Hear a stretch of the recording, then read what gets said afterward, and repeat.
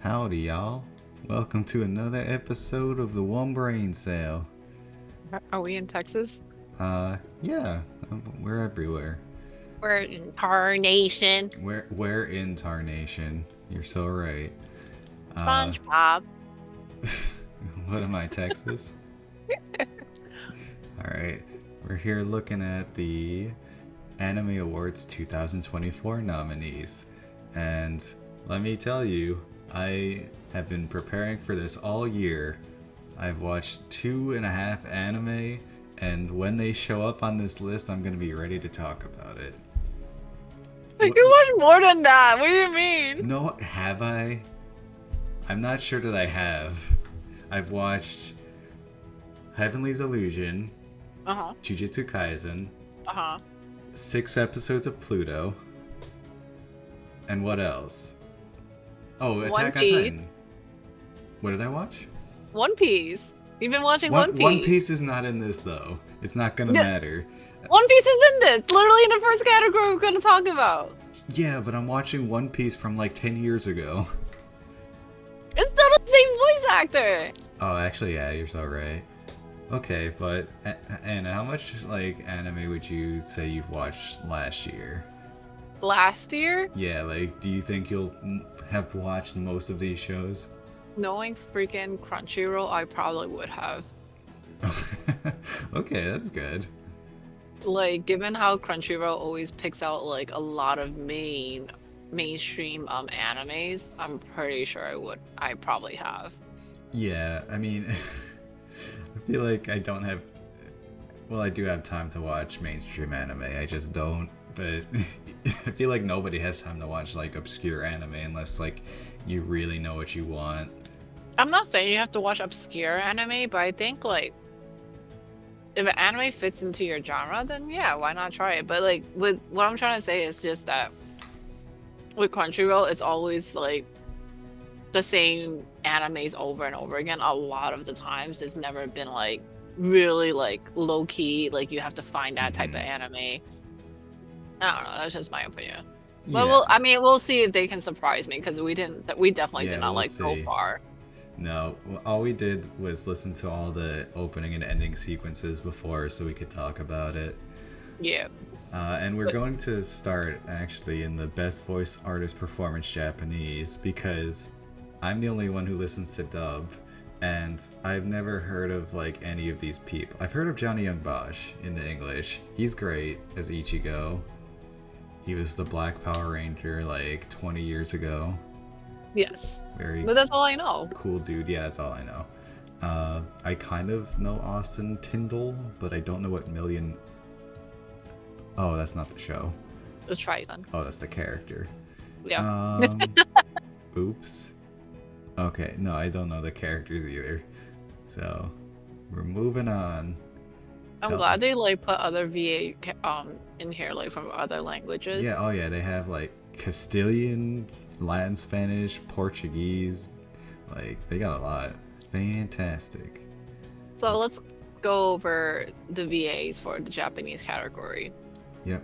Okay. We have Anya, who is of course amazing.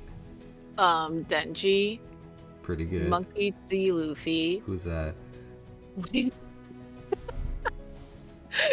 Bochi.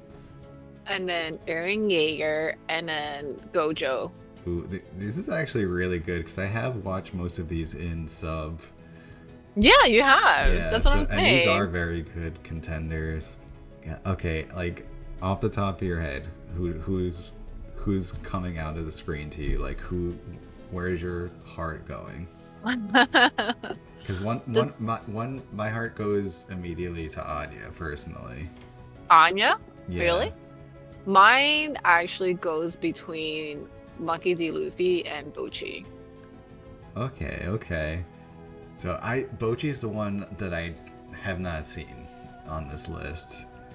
I think why I say Monkey for Luffy is just because like it's a female like VA who's like does his voice, right? Mm-hmm. And she like I feel like she does it so well and she never breaks out of character. she even screams in his voice. You know how Luffy sometimes always screams? Like Yeah. she even screams in his voice. I'm like, that's so well done in a sense. And Hmm. then I say Bochi because I'm pretty sure the VA is also a singer, and the whole premise of the anime is about singing and playing music for a crowd. Hmm. And that's why I'm just kind of like, I'm pretty sure I Oh, that's a remember. good point. Yeah, that she's like kind of doing double duty. Yeah, like I'm pretty sure I remember that she does. I don't know exactly if she sings the actual like in the anime, but I'm pretty sure like all the VAs in that show itself, they sing like the end cards. Hmm. So like I'm pretty, and she sings the last end card, I believe. But Wow. that's why I'm like, it's not like I'm not saying every VA has to be multi-talented or whatever, but it's like aside from just that, it's just like the amount of weird sounds that Bochi makes and she does it is like probably really funny to me. And I think there's like one iconic thing, they call it the Banshee scream. Love it. And it just sounds like a broken electronic scream type of thing, and I'm like, and she does it, and I'm just like, oh, this is not like a computerized thing, it's like actually her screaming. So that's why I'm Wow. just kind of like impressed. Like I think like the biggest thing is like how big of a range can you really get, right? And Hmm.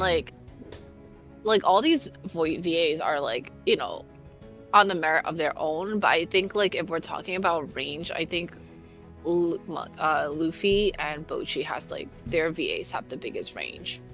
Yeah, see, on the other side of the spectrum, I feel like Gojo wasn't in half of the season of JuJutsu Kaisen. So he really didn't have time to showcase that range. When he was on screen, he kind of did. What do you mean he But was in part one of yeah, season no, he two? was the main. He was one of the main focuses of part one, and that showed a lot. Yeah. And so I feel like there's valid reason for him to be nominated. But as you said, like I feel like Bochi the Rock sounds good. Like Aaron Yeager, like come on. I mean, Aaron Yeager is just like, I think Aaron Yeager had range because he did have to like He had to be like rumble. this. That's like in the Rumble, but like I'm just saying, like he had that range in the very last episode Yeah. because he had to like break down and really get like emotional. But then like before that, he was like really stone cold all the way through up until that moment. I feel like that showed a lot of range, right? I don't like the only time I can think of Gojo ever showing real like the VA having to show real range of Gojo's character was literally when he confronted Ghetto in like that like busy intersection or not Yeah. on a busy street and like asking him why. Like that was the only time we ever saw him like showing like a different emotion than what he normally does. I guess like we can say that he like showed emotion when he was about to get like trapped into the box thing where he was like showing like anger, but that was also Hmm. very very short lived. Like I think like the better nomination for this The category box would thing. The prison the realm. prison, yeah. But like I think the better choice in like if we're gonna go with JJK, like the better choice will happen. Well, in my opinion, should have been Yuji. Okay, that's not because I also have a different choice, but it's not Yuji. Oh, who do you have? I think Mahito is a decent contender for this as well. Oh yeah, Mahito would be a decent contender too. Like the freaking psychopathic, like Yeah, he had yeah, like a lot to do this season.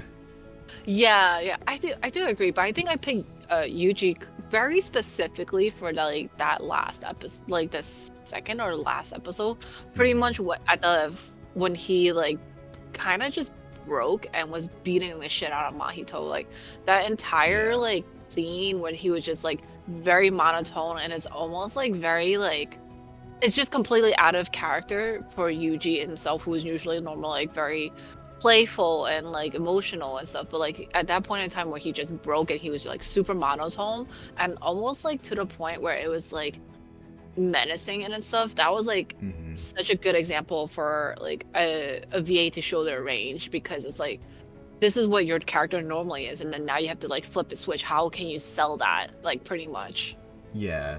No, okay, you've kind of convinced me. I think, Yeah, Yuji was voice actor, and like Yuji's character was very good this season. So yeah, Yeah, I but agree. yeah, the reason I kind of was leaning towards Anya though, just like instinctually, is because Anya has like that like special way of talking. So Ah, like because her speech pattern is different, she's very memorable to me. mm, But you know, I obviously wouldn't say no to Monkey D. Luffy, and or I mean Boshi. Like you kind of are convincing me of that as well. So, what's your lock in?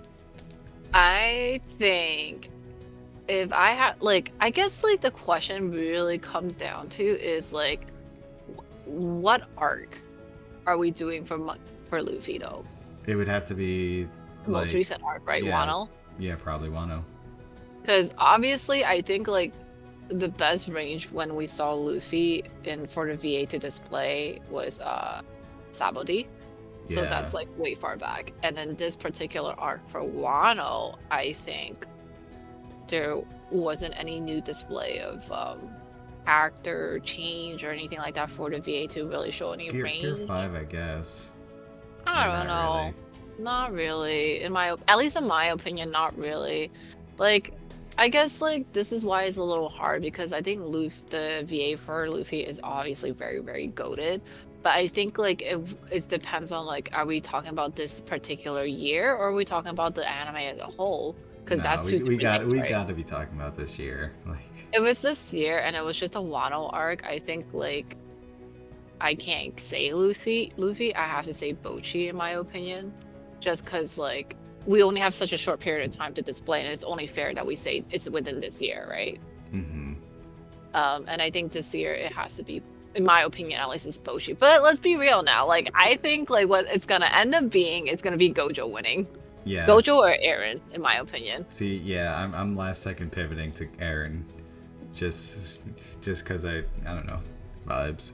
Yuki Kaji's also a great voice actor. No, So like I'm not saying like I'm saying like all these are great actors, but like if we're gonna talk about a specific season and we're locking it in that season, who has like the better display of like their work, and it's not always up to them, right? It's always like it's depending on like how the season well, yeah, goes it's and the what the character material they does. got to work with. Yeah, but I think like I don't think Aaron is a bad choice, but I think like it's such an underrated thing to not give it to Bochi.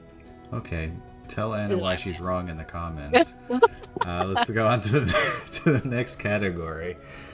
So next, ending best sequence. ending sequence. Oh, it's kind of got off center.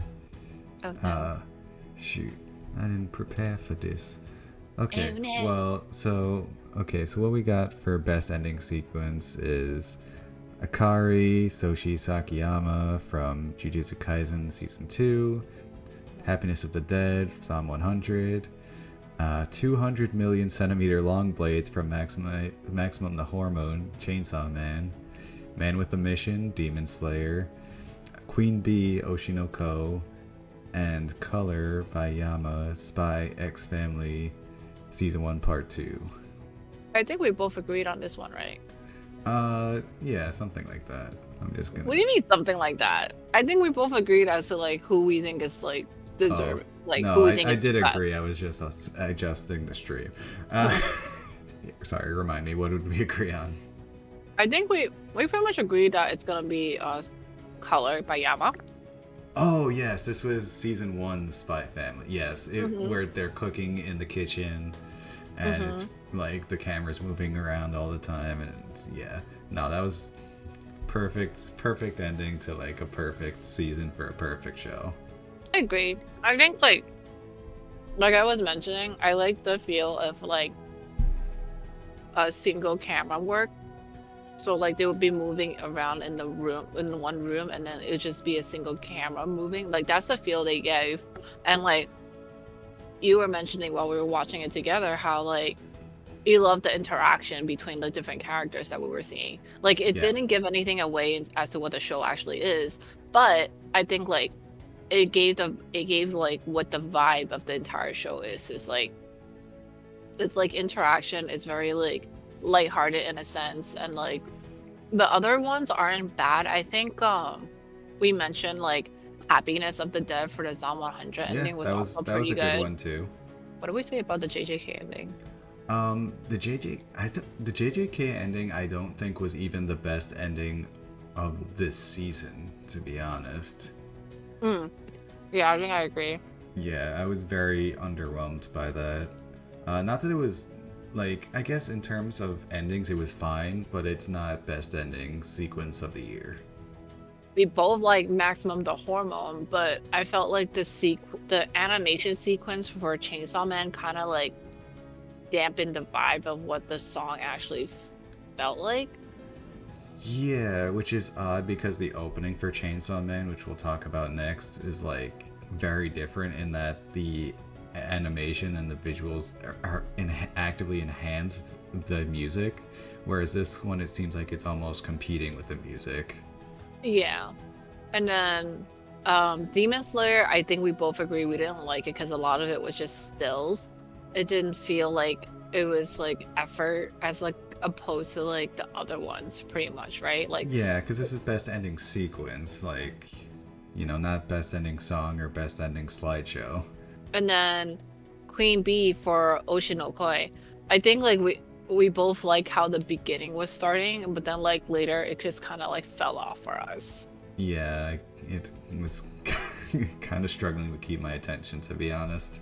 Yeah, I felt like the Spy Family choice color by Yama was such a good one because it was upbeat. It was like the actual animation kept you like continue watching because it was like you have such an upbeat music, but then you have something like as happening all at the same time, and it didn't stray away from what the actual anime was about. But then like you got this like vibe, like this happy-go-lucky vibe from the music and the actual like sequence of the Yeah. animation, right? And I think that's why it fits so well together. I feel like if Chainsaw Man's like ending like sequence could have fit better with the music, it would have been a different story. Yeah, yeah, it would definitely have been a competitor, but Color Yama, like the Spy Family one, just it put all the pieces together and like it was became even greater than the sum of its parts. So like I feel like it's hands down that's my lock-in, Spy Family, and if it doesn't win, there's something, there's All some right, so who do corruption. we think is actually gonna win this though? Because I feel like I Spy think Family, I think it will. yeah, I th- I I think it will. I do have some skepticism whenever Demon Slayer or Jujutsu Kaisen comes up, because the fans of those shows are very rabid right now. They definitely have some power. I don't know like how the breakdown is with voting for these kind of things, but we'll I think see. like there's a percentage that goes to the judges and a percentage that goes to the fans. Yeah, I think Spy Family is popular enough with both that it should take it home. I think so. I think it should take it home. I also think like not I agree with Demon Slayer and JJK fandom being like crazy, but like Oshinokoi has its own like Does fair it? share of fan. I think that it does. Like Okay, so especially they'll like all be like competing with each other, so it'll neutralize it. That's what I'm getting from this. all right, our choice is gonna be the color, right? Yes, Okay. sir. Color. Now, Okay. opening sequence. Best opening sequence. Alright, we got Idol from Yaosobi, I think. Yeah, Yaosobi? Is that how you would say it? Oshinoko, that Yeah. song. We got the opening from Heavenly Delusion, Innocent Arrogance. Kickback from Chainsaw Man. Song of the Dead from Kanabun, which is a great band, from Zom 100. Where Our Blue Is, Jujutsu Kaisen Season 2, which is the first opening, the one to the Hidden Inventory arc. And then Work by Ringo Shino and Millennium Parade, which is a really cool band name. I've never heard of them, but that's a cool name. And that was Hell's Paradise's opening. All So, right, right off the bat, we can talk about which two we would not vote for, right? yeah. Which is gonna be the JJK opening and then the Hell's Paradise opening. Yeah, it's you guys can't give us a thumbs down anymore. YouTube took that away a while ago, so yeah, the Jujutsu Kaisen one, I don't even think it was the best opening of the season. To me, No. You Are My Special, which is not the name of the song, but that's what I always call it. It just had like a better tone and vibe to it, like set the mood for what was going to happen in it. This one is like was very visually stunning and like interesting to see the interactions between like the kind of former class of Jujutsu Kaisen. Yeah. However, that's kind of it. It doesn't really Yeah. compete for me. No, I agree because I feel like the vibe doesn't like I feel like an opening should always kind of set the vibe to what the anime is, right? I think Mhm. like what's a very iconic opening? Naruto's We Are Fighting Dreamers, that song. That's such an Mhm. iconic opening to what Naruto is because like They it's were so fighting up dreamers.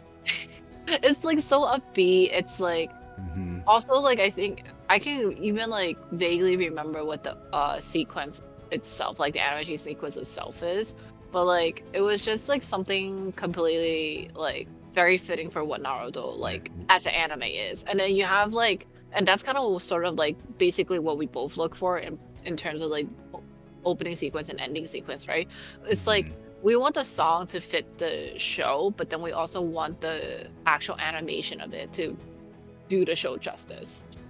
Yeah, and recent years I feel like have been really showing us how that can be done. Like, do you remember last year's Jujutsu Kaisen with the painted Oh, ending the ending, animation? right? The jazzy like vibes to it. Yeah, like that kind of showed you that there's like different aspects to this show I that like can be that for enjoyed. like yeah, I like that for like different reasons. I liked it because they were using jazz isn't very used often in anime, like openings or like ending sequences. And then I think another reason why I liked it is because at that point in time, it was still kind of lighthearted in a sense. You know what I mean? Like Hmm. season one was still kind of lighthearted, so it didn't like feel like it was like it's not like Yeah, how the this ending of this season and then you're gonna go into jazzy mode. yeah this opening where our blue is would actually have fit better with the first season. I think so too. When they're I like think just kind of going on field trips and shit. I mean, it was never like My Hero Academia levels of like lackadaisicalness, but it was definitely lighter than this current season. yeah. But all right, if we were to go down the list, what do we think about Idol? Idol, the music is fantastic. Fucking, I hear this song all the time when I'm on Instagram. Like, I didn't even know it was from this show. Yao Sobi, great artist. The actual visuals itself, we watched it and like, it was okay. What do you think? Song is such a banger. Banger. Visual itself, I'm like, I'm okay. Yeah, I'm the same. Like, I'm okay about it. Like, I'm not like, I felt like the song itself was doing the heavy lifting for me, Yeah, right? I Like would visual, agree. like visually, like the animation is very like on par to what the actual animation in the anime itself is, which is really stunning. But sequence wise, like I don't know, like compared to the other ones that we're gonna talk about, like it's different, right? Because if Yeah. we were to move on to Heavenly Delusion, the choice of song and then their choice of animation was like it was very interesting. Like nothing was really given away as to like what the anime is about, but then like you get the vibes that it's like we're not in a normal world anymore. Like everything is like broken down and stuff like that is very desolate. And then you have these two characters. And I think at one point was such a good choice in choice of like the animation was the fact that they had like the screen that was like showing a game and it Hmm. just and it was like them to it's like a very quick flash or two that you see it, but like you see them play like they're in a game. And it's just kind of like it piques your interest when you watch that kind of opening as to like you're like kind of always gonna be wondering like what is this about, right? Right. It's like I think that's why like the opening sequence for Heavenly Delusion is like a good contender for me. I won't say it's the best one out of the list, but it's a very good contender for me. Right. Yeah, I think it's a good contender, but I feel like it's a little bit outclassed by the following two, the Kickback and Chainsaw Man and the Song of the Dead from Zom 100. I agree. That being said, if we were moving to Chainsaw Man, that was such a good like opening. I think like You know me, I like don't particularly watch openings and closing. Like once I hear it once, it's like it's either there or it's not. Like I rarely ever watch like opening and closing unless there's something about the like entire like opening and closing that I absolutely adored. And I think like Chainsaw Man was is definitely one of them. Even like the ending sequence for color, I like loved watching it. Hmm. Like I think I will always try to watch it if I like had the time to. But Chainsaw Man came like we both agree, right? Yeah. It's like you don't know what the fuck is happening. Like you just see a bunch of shit happening and but you see there's monsters and then you see that Denji can transform into Chainsaw Man, which is like enough information that you need to really know because you just see all these other characters around. You just don't know who they are yet. And I think the other thing was like the fact that they do a lot of homage to like a lot of famous movie scenes and TV scenes. It's like it looks random to people who are not into like that kind of like movie. Or if they're not movie files or like TV fanatics, they're not probably familiar with it. But like for us who are, it's like it's kind of one of those things where like, ooh, this is like so cool kind of thing. Yeah, and like it almost feels like organized chaos too, because like, Yeah. and that's kind of the show. Like, Denji is this guy, and he just like he kind of just ends up in a world that's fucking crazy, and shit happens, but they still kind of have fun along the way once he meets like Power and like his homies. So Yeah. like, there's a lot that you can tell from this show that almost has it's it's almost like Seinfeld, where it seems like it's about nothing, but it actually tells you everything you need to know about the show. Yeah, yeah. I agree. That's how I saw it too. I'm like, it's enough you get enough information just by watching it and it's like I agree, it's just random chaos, but like the show itself is already random chaos, right? Like there's always so much shit Yeah, happening like and we're just I like watched it. I there a lot of shit happened that I did not see coming. eh, So yeah. And then I think the other option is Song of the Dead with Psalm 100. And I honestly love and adore this animation like that they have for it. Song was really good mhm. itself, and then the animation that they did for a studio who was like real new to the game, they like really did a lot for this one show, in my Yeah. opinion. Oh, for Um, sure. The use of color itself is like, highly Really good. commendable.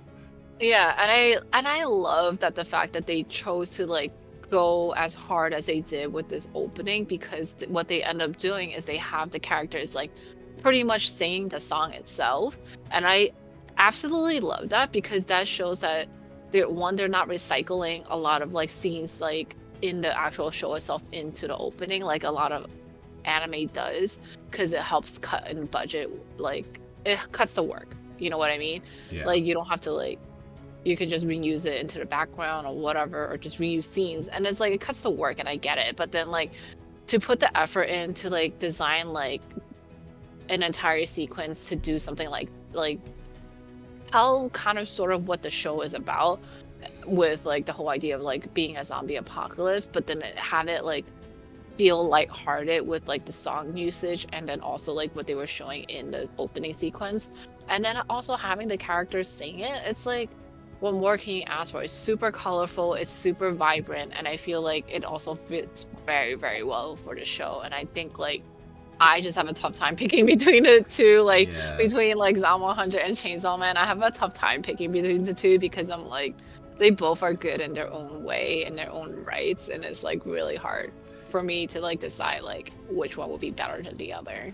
Yeah, they both, like, as you said, like, these are the two that really went the extra mile. Like, the Hell's Paradise one, like, was good. All these are good. And, like, there's a lot of other openings that we aren't nominated here that, like, were serviceable for the show. But, like, in terms of going the extra mile, really attracting, like, because both of these shows needed to attract new audiences. This is Yeah. their first season. So that's Mhm. kind of a huge boon to them to have these openings.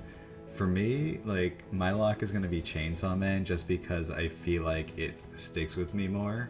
Mm. Like Zom 100, I enjoyed a lot, like the opening, like with the colors, but I mainly remember the colors and not the characters.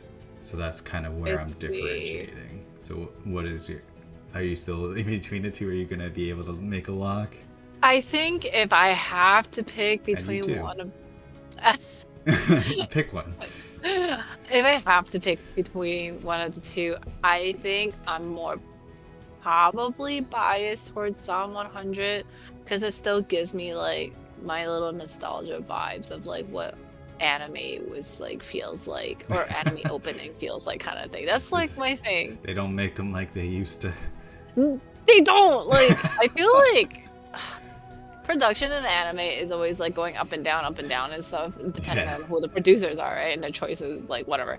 But like, I think like I sometimes do miss like certain things, like certain very specific things that happens in like old like 2000s animes and stuff like that. That I'm like, oh, I wish it was like that. Remind me of the good old days. Yeah, when the characters would sing the openings. When the characters are just like barely moving and the background is just like one still, and then you just have them like all the non-characters have no face. Yeah. Oh. Good old days. Alright, so this is a split vote. It is a split vote, But I yeah, guess. both good choices. But like, let's guess who's gonna actually win it. Ooh, okay. I'm actually think gonna say Idol is gonna win. You think Idols? You know what I thought? What? I thought Chainsaw Man's gonna win it. Really? I mean, I Yeah. hope so. I don't know. I have a feeling it's gonna. I don't think Chainsaw Man is popular enough. You don't? No, I feel thought like Chainsaw Oshi... Man was. No, I don't know if it was here or like in Japan, but I heard it wasn't very like as popular as they expected it to be. And, like, I don't know. Maybe I'm just not in Chainsaw Man communities, but I forgot Chainsaw Man came out in 2023. So I don't know. I'm gonna say Idol. You say Chainsaw Man is gonna win. Yeah, or maybe they were just too aggressive with what they were doing with all this killing of the characters. Who knows? I don't know. Like killing them off the bat so fast. Yeah, it's a choice. I mean, I personally think Chainsaw Man was a great anime for what it was like doing. But anyways. Yeah, I mean we'll talk about that later if it's nominated, but yeah. All right, we'll see. We'll see what happens with that. What's the next category? Next one is best score. You're gonna have to carry this section because I don't remember the music. No, the music from Attack on Titan was good. I feel like the music from Attack on Titan is always good because it's got like that holy vibes to it, you know? Like sometimes. Not like actual holy vibes, but like yeah, like Attack the churchy score is amazing. Yeah, so like impactful choir. Yeah. Yeah. There you go, choir. You know what I meant. They're not singing the Hallelujah chorus. They're just. But... BoJuJutsu Rock has this good music because it's all original in the actual anime, and because it's a music anime too, I think like I kind of enjoy it. I don't know what score Chainsaw Man really has. I don't really remember. I feel much like of it had decent music in the background, but not like as memorable as Attack on Titan for me. Maybe I don't remember at all, to be honest. This season of Demon Slayer, I rage quit. So I can't really say how good the score was. I think the score was like this previous season. Okay, I mean the score of it previous seasons has been good. But like, if I say it's like the score of the previous season and they're just reusing the scores, I feel like that's not a good thing. Yeah. You know what I mean?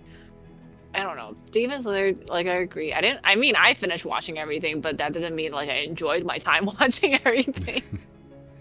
You know what I mean? Nothing about the music stood out to me, to be honest. Yeah. I think like if we're talking about music that stood out to me, the unfortunate thing is I didn't watch Suzumiya, like I wished I did. Is that how you pronounce that? Suzumiya. Haruhi Suzumiya? Fuck. Suzume? Suzume. There we go. Now we all know that I have issue with pronunciation like I always have. You haven't figured it out thus far.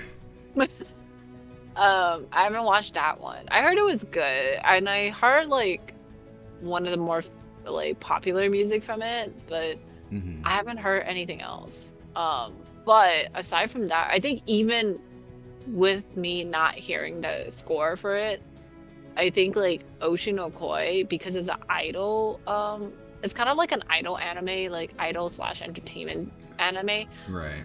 It's got like its own music to it, and it's like very idol-y, like very catchy, poppy kind of feel to it. So that's why I'm just kind of like, I feel like in terms of score-wise, like it will obviously fall between the two music-ish animes between Bocchi the Rock or Oshinokoi, in my opinion. Interesting. I think it's gonna be between Attack on Titan and Suzume. Really? Yeah, well, based on nothing. I've Based like I haven't. I only listened to the music you sent me from Suzume and Attack on Titan. I You don't mean the remember. one that we just listened to like freaking 5-10 minutes ago? Yes. And well, it was good. No, but- it's good. And Attack on Titan, you know, like I'm just basing it off of previous seasons, and like this, the score is just like it's a character in the show. I And kind of agree. I feel like the fact that the score has been so impactful for many years and it's ending, I feel like it might just get the win, like kind of almost as an honorary Wait, thing. but it says the final chapter's special one. Oh, okay, never mind. I What the don't know. fuck is special one? Well, I think that's what they called like the last like episode, or like the last couple of. The last episode? If it's the last episode, I can see that. But like, if it's like not Maybe. the last episode or the last movie, whatever you I want to call figure it, it's I got don't to know. be the last. It says one. There was 3 of I them. mean, you want me to click on it? What happens when you click on it? Final season, final chapters. Is it gonna bring us to the episode? No, it's bringing me to just the Attack on Titan show. Oh, Okay, well, Alright. I'm still gonna say Attack on Titan. you're picking Attack on Titan. Yeah, I'm like, my feelers are out in the universe, and it says that it's gonna win. Okay, I guess I'm picking Bocchi the Rock. Okay.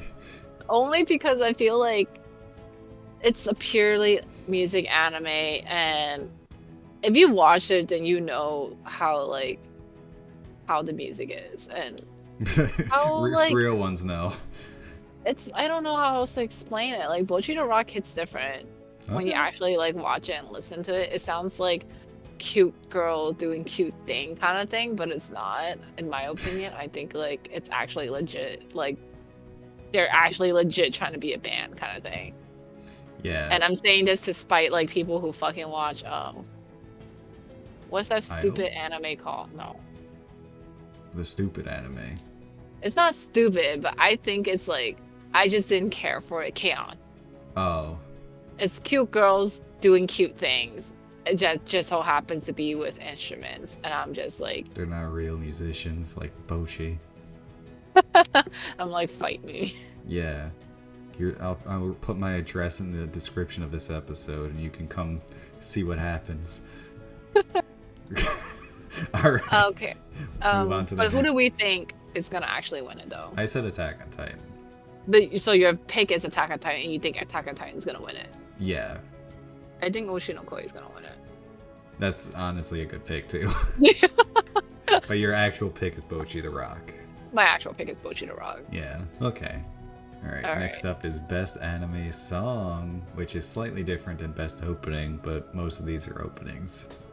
So we have Oshinokoi again, Chainsaw Man, Bocchi the Rock, Suzume, JJK, Hell's Paradise. Yeah. So I think we, in our pre-podcast meeting, I guess we can call it, we had a disagreement on this one. We did, right? Yeah, Like, because okay. I think the Idol song is the best of these. And I said Suzume was the best of these. And I think it came down to like the preference, right? Yeah, the Idol song is very like upbeat and catchy. Like I feel like it has a lot of staying power, whereas Suzume is a little bit, would you say like understated? I think Suzume, it's like, I think the best way I can think of explaining this is the fact that like the Idol song is like literally like an Idol song where it's like very catchy in beats and it's like very catchy in the lyrics, even if you don't understand it. And I think like the difference with Suzume, which is like kind of sort of almost on the complete opposite spectrum in all of this because it's very heavy on the melody and like and it's very like I won't say I don't want to say whimsical. It's not the It's definitely right word. atmospheric. Yeah, like it's like the vibe that you get is like something you feel like you probably hear in like a temple-ish or like somewhere that is meant to be more like in a religious, not like religion. When I say religious setting, I don't mean like Christianity religion. I meant Spiritual. like spiritual for like in the Japanese culture because this is kind of like what it feels like.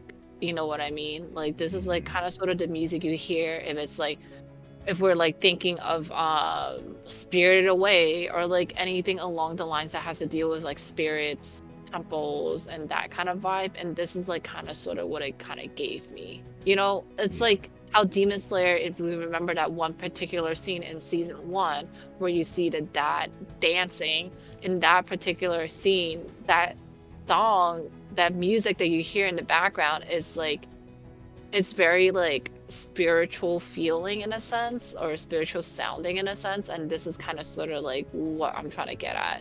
No. It's funny you bring What? that up. I'm just laughing because I showed you, like, we watched that scene together like 3 days ago. Because it's so It good. is so good. But yeah, that's a good comparison, actually. Yeah, it definitely felt like I was, like, being brought on, like, some sort of journey when I was listening to the Suzume song. But you can't dance to it. Yeah. Mm. No, I just like the band that performs the Idol song.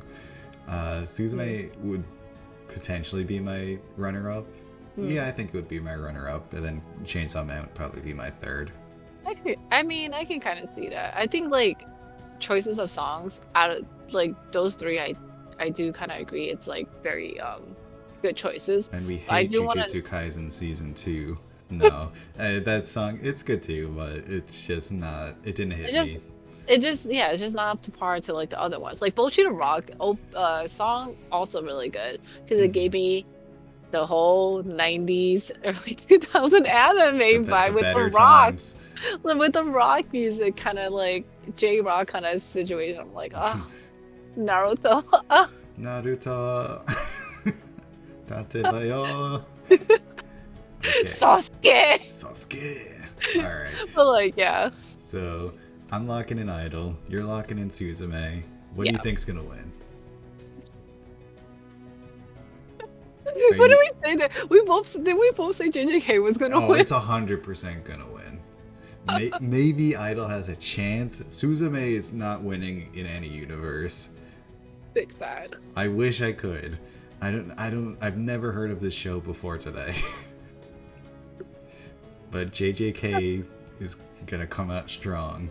I don't know Wait, how it's an many. amazing movie. Oh, well, whatever. JJK and potentially Oshinoko fans are gonna come out swinging.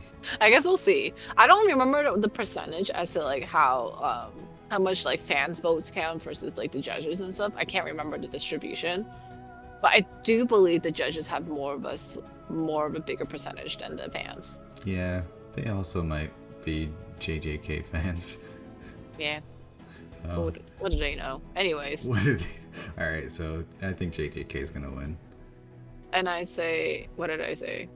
I think you also said JJK. Oh yeah, I think it's Ooh, this is an interesting next category. Must protect at all protect. costs character. All right, let's go down the list. Okay, we got Anya Forger from Spy Family, Yeah. specifically season 1, part 2, for whatever reason. I think his dad came out last year. Oh, okay. Hitori Goto from Bochi. Do you That's know? the main character. That's the main character. Wait, is Bochi not the main character? No, her nickname is Bochi. Oh, okay, that Yeah, explains the yeah. parentheses. Ooh, Boji. From Ranking of Kings, the treasure My chest boy. of courage. Miri Unasaka from Buddy Daddies. Pochita from Chainsaw Man. And Suletta Mercury from Mobile Suit Gundam The Witch from Mercury. I don't think Which neither is my of us watched. my anime of the year, by the way. Shut up! Neither of us have watched that. But like off the bat, it's like off the bat, who do you think of right away? Anya. And with this list, Like, why do you keep picking Anya? because come on, I don't know, Boji. Boji has a This is like special the place argument. in our hearts. This is like the argument from last year, I think it was, because Anya and Yeah. Boji were both on this list last year. Do you remember who won last year? I don't, but it was definitely the argument was between the two of them. Mm-hmm. And I think like the argument was that Anya can protect herself, but Boji can. Wait, no, you mean Boji can protect himself? Yeah, Yeah, okay. that was the argument. But then like Yeah, I think the that's other kinda one, what I was thinking as well. I think the other thing was like, why do we have to like do a must protect at all costs category? Why not like best girl or best boy or like split them up? Best feeble creature. Yeah, I mean, I guess it's like a common enough discussion point where it became a category. Even if like the idea is like who is like protective, like who is I guess not able to protect himself, we can't put Pochita on it, right? Because Pochita's a fucking demon. Well, I guess one way you could look at it is like, instead of like who needs protection the most, you could be like, who would upset you most if they got harmed? That's hard. That I feel like that becomes a much more interesting argument. Because I think realistically, I think we watched Buddy Daddies together, if you don't remember correct. I don't remember Buddy Daddies at all. It's literally like the two guys, they were like, one is like, both are like kind of hired for a job together because they're friends. And then they ended up finding this girl whose mom abandoned her pretty much for one reason. I can't remember the reason, but the mom abandoned her, and then they ended up having to take care of her and raise her. Okay. And figure out like a schedule to like they just had to figure out how to raise her, and they both were like pretty much like working as assassins or whatever, but like the whole premise is that they both grow up and learn how to like take care of another human being for one, and then like also realizing like there's more to just the job that they do kind of thing. Okay. But that being said, that is an actual little girl with no special powers or anything like that. Okay, so we can. So they are the most feeble of this category. I guess Bochi should be considered because she's also technically just a normal girl with a major. She's older than the Buddy Daddies girl, right? She has major like social anxiety. Oh, come on. Must protect from social anxiety. Where is Comey? Good point. Honestly, I guess my first thought was Boji. I think my first thought when I read the category is Anya, but when I change it to my definition of who would I least want to see harmed, it changes to Boji. Right, because like I think if we were to look into like Boji's a fucking angel. That and like the fact that like the world that Boji lives in is more dangerous than the world that Anya lives in, kind of thing. You know what I mean? And he's very important to that world too. That too, and I think like, yeah, Boji like is able to help himself, but like we can't forget the fact that he's also very disabled in a sense that he's deaf and mute. Mm-hmm. So maliciously disabled by someone else, by the way. Yeah. Exactly. So like if we could have protected him, this wouldn't have happened. Right. And it's the fact that he's like obviously like his strength is also is never gonna be as, no matter what he does, his strength is never gonna be as much as any of these other characters. Like if every one of them trained in the gym, Boji's strength would never freaking get like higher than what it is now. So you know what I mean? Anya would be able to lift more than him, yeah. Yeah. That's how I saw it too. I'm like, no matter, like Boji is like literally winning in like his battles because of his wit and his speed. That's all he has really to work with. You know what I mean? Like all these other characters have the option of like building up their strength. Like if we look in stats bars, right? They have the option of being trained to build up in strength, right? Yeah. Boji cannot at all, right? So like that's why I'm saying like Boji is the one for me. Yeah. Like between that and like not wanting to be harmed, I'm gonna go with Boji as well, actually. I think Anya's gonna win. I think maybe Anya was the one who won last year. Shout out to Pochita, by the way. Love that little chainsaw dog.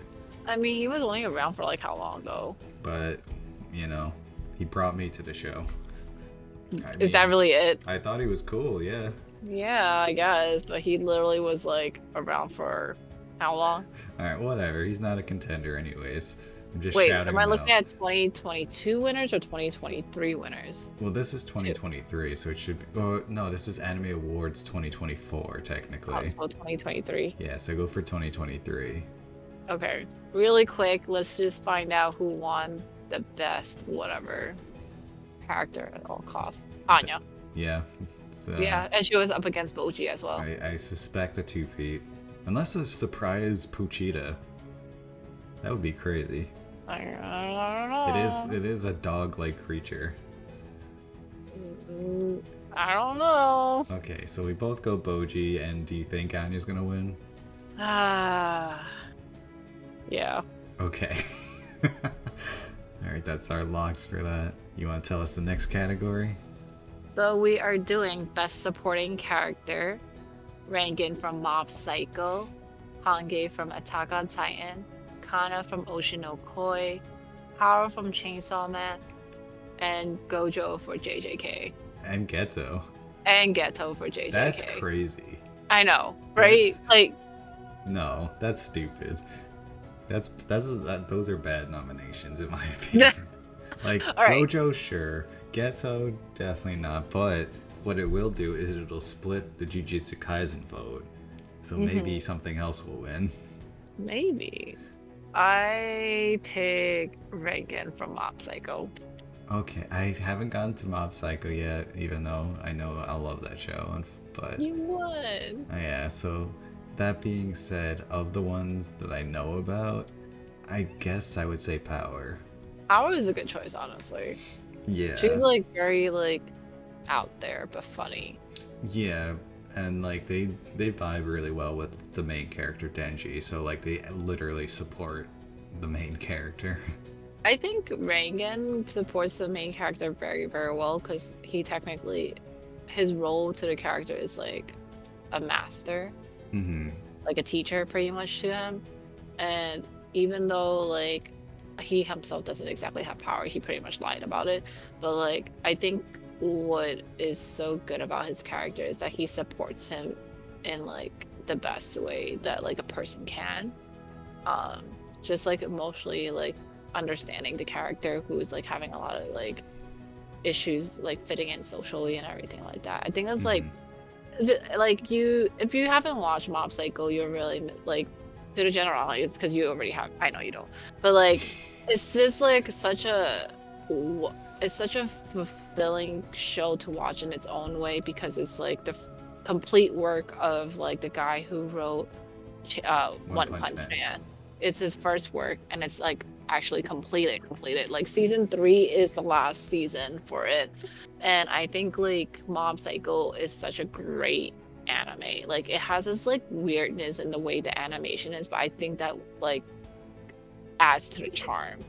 And Rangan is such a good character. At first I didn't like him at all. Like in season 1 I didn't like him at all, to be fair, but then like after season 2 I was like, damn, he grew on me. And that's how you know there's character growth. If you know, you don't really like character growth because if you don't pay attention for it, unless then like the only time I think I realize character growth is when I see like them doing something out of character kind of thing, right? And that's kind of what Rangan did for me. Like he was like one type of person in season 1, and then season 2 he became a different type of person. But then in season 3 I think like he like leaned more into that character that he was in season 2, and I think that's why I enjoyed the most about it, is the fact that he continued being a good character towards the end of it all. Do you think either Hanji or Gojo have a case here? I feel like Gojo would have had a stronger case in season... No, well, he was kind of a main character for half of this. Gojo is in a very weird place for me in terms of like where he fits in like typical character like roles. I guess like why Hanji? Out of all the that's what I'm concerned with too. Yeah. Out of all the cast that we could have picked, why Armin, Hanji? Like Anji could, yeah, Armin could have been a better choice for like supporting character. Simp Casa. I pick Armin over her. Yeah, so do Yeah. I. I don't know why Hanji, to be honest, like, cause she ends up dying anyway. So like, not to say like anything else about it, but like she pretty much dies very early on in this whole situation Yeah. predicament, and like the only person who was really there was Levi. Yeah, Levi. Yeah. Yeah, there's. It feels like such a weird choice from that show. So I think definitely not Hanji. I don't think Hanji would have been like the fact that they picked Hanji out of all the characters they could have picked. I don't think it was a good Like, choice. Gojo, I want to give some respect in some regards. Like, I do like Gojo a lot, but this also feels like a slightly weird category for him. Gojo as a supporting, I don't feel like Gojo ever like has a presence of a supporting character.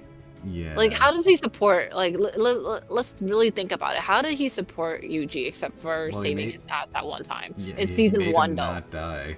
Yeah, in That's in season season one. In season, yeah, that's what I'm saying. This season, he didn't really support any character per se. Like, he was the main character in the first half, and then the second half, he was like a fighting force, but then, you know, got put into the prison realm. So it's like the second half, he was more of a recurring character than a supporting character. Right, and I agree to that. I feel like Geto has a better case than it, if anything. I don't. In what sense? Well, I guess in the first half he was a supporting character Yeah. because Like, in the first half- he's not in the second half. I mean, he No, he's not. That's not him. it's not him. We know what the freaking thing is trying to say. It's not the same character. Details, but like the point is like he's like the body is there. No, I'm not. I'm literally saying you're wrong in this case. Whatever. Either way, like both of those choices were never like my top choices for best supporting character, regardless. You know what I mean? Like I think like even Hanji was never a good choice. Like Reagan, yeah, I think Reagan makes sense. Kana makes sense. Power makes sense, and those are the three only valid choices in my head. Yeah. Okay. So you would stick with Reagan as your number one. Do you think he's gonna win? I think if people have a fucking heart and soul, then Reagan should. You know, I'm locking in Gojo, baby. Are you really? No, Gojo's you're not. winning. No, that's not my pick, but I think he's gonna win.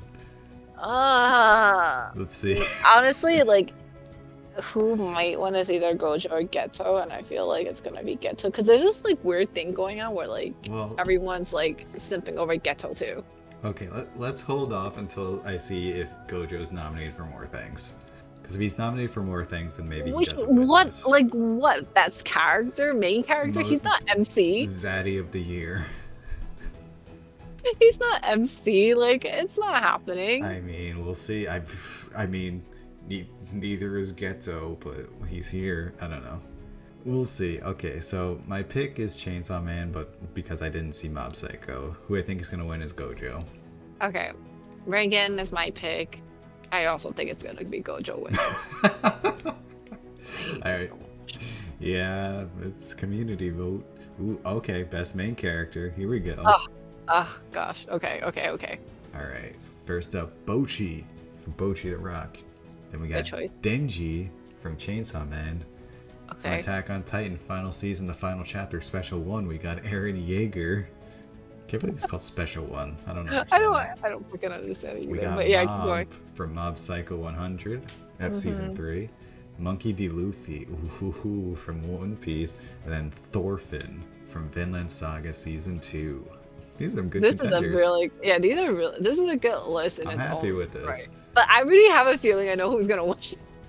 Do you think it's Eren Yeager? Yeah. Yeah, I feel like they're gonna give respect to Eren Yeager, just like, you know, for the entire show instead of like that season specifically. I mean, even in like the last ending movie type thing, he did like have a lot to do. Like he, you know, went through the rumbling. He kind of gave his whole like shtick to Armin. But you know who else had a lot to do? Who's that? Thorfinn. Okay, I have not seen that show either, but so go sing Thorfinn's praises. Alright, for all my Vinland Saga watcher and lovers, you guys already fucking know. You guys already know. Season 1 hooked you in because of all that action, all that revenge, all that, like, you know, that bloodthirst trauma and killing. It's like there. And then season 2, we thought it was like gonna be as like it wasn't gonna hit. It was gonna be a slow burn. It was not vibing well. There was so much like other story that was kind of happening. It's a farming simulator pretty much. But and we were like, yo, what happened to our boy Thorfinn? Like, why he like that? Why he broken and shit? But like, there was a reason, right? Did we forget about what happened in season 1? The man broke. He was a child who became a man with the sole purpose of killing one person, and that person died, not even by his hands. And it was just like, what was he gonna do? Is that the story? What? No, you didn't hear that. Well, no, it makes me want to watch it more. But like season 2, it just became like, what was he trying to live for? And I think that's like what like a lot of people in season 2 kind of forgot is like, we forgot that he's a broken person that didn't have much of anything in his life, and he literally thought like he was just gonna live his life out doing meaningless shit, meaningless farming shit is what he was gonna do. But here's the thing: he met someone who like helped him see something different, right? And I think that was like a blessing in disguise. But the point was that no matter fucking what, Thorfinn is a killer on the very fucking core of himself. He just had to like get over his head about like how much people he killed in the past. Like guilt is a very, very real thing. If you never had to like face it, and hopefully you never have to face the guilt of like watching someone die in front of you, or having like, let's just hope you're not a killer, right? But like the point is like guilt is a very, very like potent thing when you hold on to it, and I think that's what he was trying to get over. And I think that was such a, it's a slow burn, but it was such a good character development for him. And I think like all of us who've watched it can agree, this like towards the end of it all, towards the end of the season 2, that was like kind of sort of what we were there for, to see what will happen and see how Thorfinn is as a man. Like, children can fight, but men knows how to like stand up and like pick the right fight, you know? It's like that kind of thing. I think that's why Thorfinn just like stands out to me in this whole entire list. Like, don't get me wrong, every single one of them has their own like reason as to why they made this list, right? But like, I think like all in all, silence is like a very brave thing to have, and then also like making the right decision is also a very big thing to have. And to say who can even compete with that is probably like Aaron, because he had to make the decision, right? But let's be real now. We all know what the fuck happened. He told us what the fuck happened. He did not know what the fuck he was doing anyway. He's not very smart. No. He's not a smart man. No, but like, I think in all this, realistically, Thorfinn has the most to like have given to us in the anime, especially season 2, in my opinion. All right. That said, you're gonna lock in Denji from Chainsaw Man. I will kill you. No, that was pretty good sell for Thorfinn. I love Thorfinn. Yeah. I mean, I've only seen 3 of these, so I'm a bit limited in my choices. So I would say Eren Yeager. I think Eren Yeager's gonna win, though. Yeah, I think so as well. Just like out of respect. I wish I could vote for Monkey Luffy. You know, I'd vote for him every year if I could. They have to specify specifically one Monkey D. Luffy, to be honest. Yeah, they should definitely specify by arc. It's like every single other one of these are like kind of specified in their own way, but then One Piece is just One Piece. Yeah, you can't judge someone based on an entire saga of One Piece. I know. Compared to a season of Vinland Saga for comparison. Right. So, I say Thorfinn, you're saying Aaron. I'm A assuming. very like cautious Aaron because I haven't seen half of these. Got it. And then we're both agreeing that Aaron's Aaron's gonna the win. winner. Yep. The respect vote. Uh, It's the way of the world, man. Whatever. Whatever. Tired, man. I'm tired of this shit. I'm back in my day, we had integrity. Ooh, All okay. right. This is your rally. Slice of life. All right. We have Bochi the Rock, Do It Yourself, Horimiya, Insomniacs, My Love Story with Yamada-kun, and Skip and Loafer. Okay. All right. Off the bat, I think I've watched bits and pieces of My Love Story. I feel like My Love Story is more not a slice of life, it's more of a romance. This also seems like an isekai based on the title. It's not though.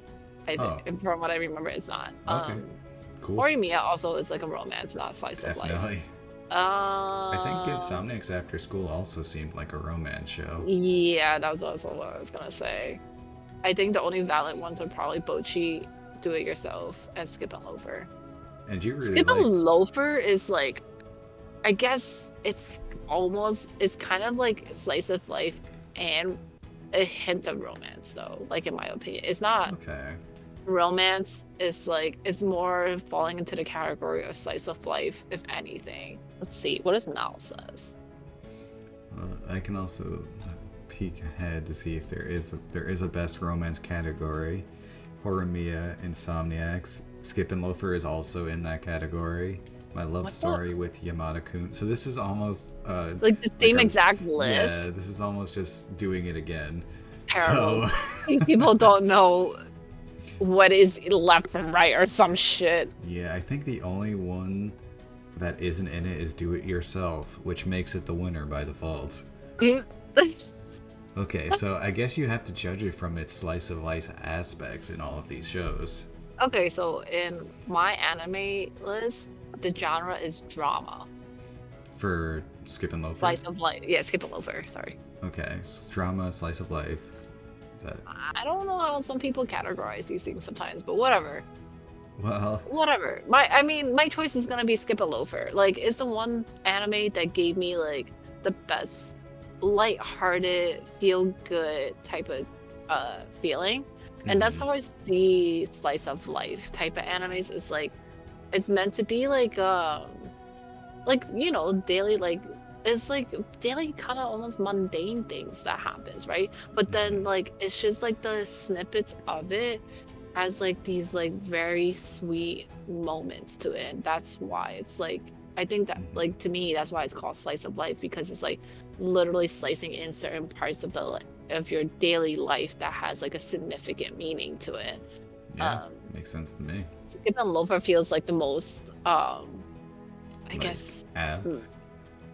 Yeah, it has the most like embodiment for what slice of life is. Every of the other ones, not as much. I didn't watch Do It Yourself. I heard good things about it, that it was cute and all, but like, I think even with our friend Joe, who watched both of those, he still talks about Skip and Loafer a lot more. Skip and Loafer all the time. Exactly. So like, I think that's why like Skip and Loafer is probably my top choice in this one. Nice. I'm gonna go with you because I haven't watched any of this. So Skip and Loafer is our lock. Do you think it's gonna win? I hope it does. Like, I don't see why not, because it's not like the other ones are particularly stronger than Skip and Loafer, in my opinion, for like a slice of life thing. But I can always be wrong. I don't know. This category itself is already like a mess of itself because you're having romance in this shit. Yeah, the overlap is like almost 100%. It's impeccable.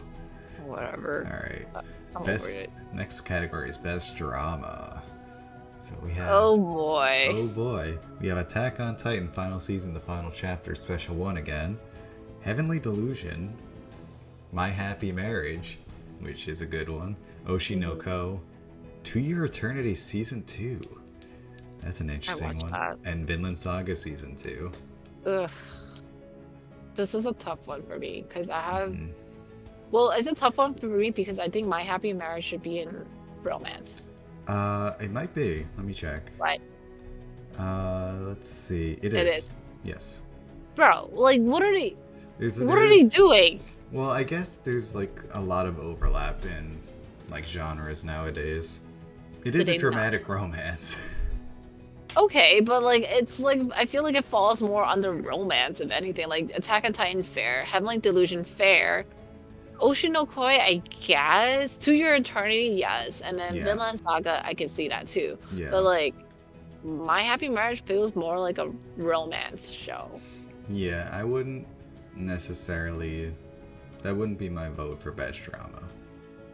Okay, so my other thought is like, are these only animes that are like in Crunchyroll? I mean that's a great question. Because I think like the other It's possible. because I think like the other thing is like we have to take into consideration is so I kind of like peeked ahead in terms of like fantasy and stuff like that. But like what about like animes that are not released under Crunchyroll? Are they like taken into consideration for this? I don't That's know. what I guess we'll figure that out I have later. no But idea. I think we'll figure that out later because I can't think off the top of my head like who else I would put into like slice of life or best drama or anything like that. You know what I mean? Yeah. But like in terms of the list that we have in front of us for best drama, I don't. I wouldn't go with Heavenly Delusion. okay. I feel like if there is a suspense category that's a strong contender, Yeah. Attack on Titan final season. I wouldn't go with that either necessarily. Like maybe that's more of like an action-y type show. Certainly has dramatic elements. It's not a strong. The drama elements are not necessarily the strongest. Mm. My Happy Marriage, yeah, same thing. Like I feel like there's categories that better suit it. Oshi no Ko I didn't watch. To Your Eternity definitely seems to fit the mold of a drama as well as Vinland Saga, like in a certain way. Yeah. So I would probably lean towards those, even though I haven't seen them. I kind of lean towards those two as well because they're pretty much both fantasy and drama.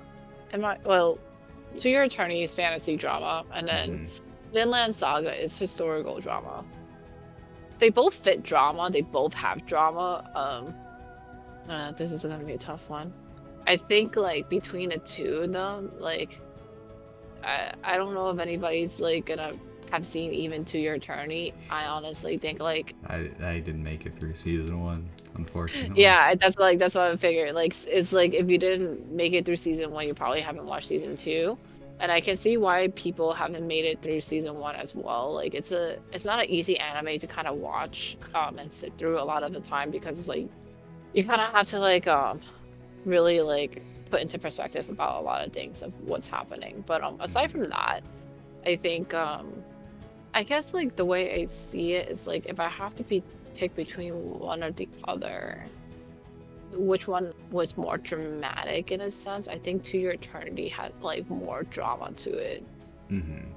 Like Vinland Saga has its drama, but it's like it's also very much of a slow burn type of drama. Which it doesn't like make it less of a drama, I feel. No, it doesn't. But I think like a lot of the drama was very focused around like the main character himself, Thorfinn. Okay. Well, as opposed to like To Your Eternity, a lot of the drama was very much focused around the main character. Okay, I think that's a fair argument. That's like kind of like how I saw it as. Yeah. But who was gonna win? Probably Attack on Titan. Attack on Titan, baby. That's how I see it. Okay, so your vote is To Your Eternity. Yeah. The actual winner is Attack on Titan. Attack on Titan. Yeah. Yeah. Fair enough. I'll second that. Yeah. I did like My Happy Marriage though. So I did too. hopefully that comes up again in a different category. Probably romance. Yeah. Best fantasy. Not Freeren. Okay. Alright. Best fantasy, Demon Slayer, Hell's Paradise. Freeren's not like technically like it didn't complete a season. Right? I don't know when the cutoff is for this though. I don't either, but it's not here, so hopefully next year. I think I think Freerun was like pop up next year, but I don't think it like the season's not finished. That's the thing. Yeah, so there could be a reason for its exclusion as well. Yeah, but we have Demon Slayer, Hell's Paradise, Meshul, uh, Moshoki Tensei, Jobless Ranking of the incarnation. Kings, and then Ancient Magus Bride. Ooh, okay. I think for me it's gonna be between Ranking and Magus Bride. I would agree. I think Demon Slayer would have a better shot for me if it was a previous season. Yeah. This season I hate more than life itself. It was emblematic of everything wrong with the show, and I wish it didn't exist. So I'm not voting for that one. Hell's Paradise, it's decent. I think it does have fantastical elements, but I wouldn't necessarily say it was the strongest in that field. Mashal is just kind of a mix of a lot of things. I'm not sure it does any of them extremely well. Like it has comedic elements, it has like adventure, it has fantasy, like shonen. It's in its Chunin exam arc right now, I think. But yeah, it got the banger opening now. It's not really the best at anything. It's kind of a jack of all trades, master of none. Yeah. Ranking of Kings, I did not watch this. Like, this is like the side story season, correct? Yeah, it's like the little bit story, like either in between in the main storyline from like season 1 or like a side story pretty much. Yeah, because if this is season 1, it would be my clear-cut winner. Yeah.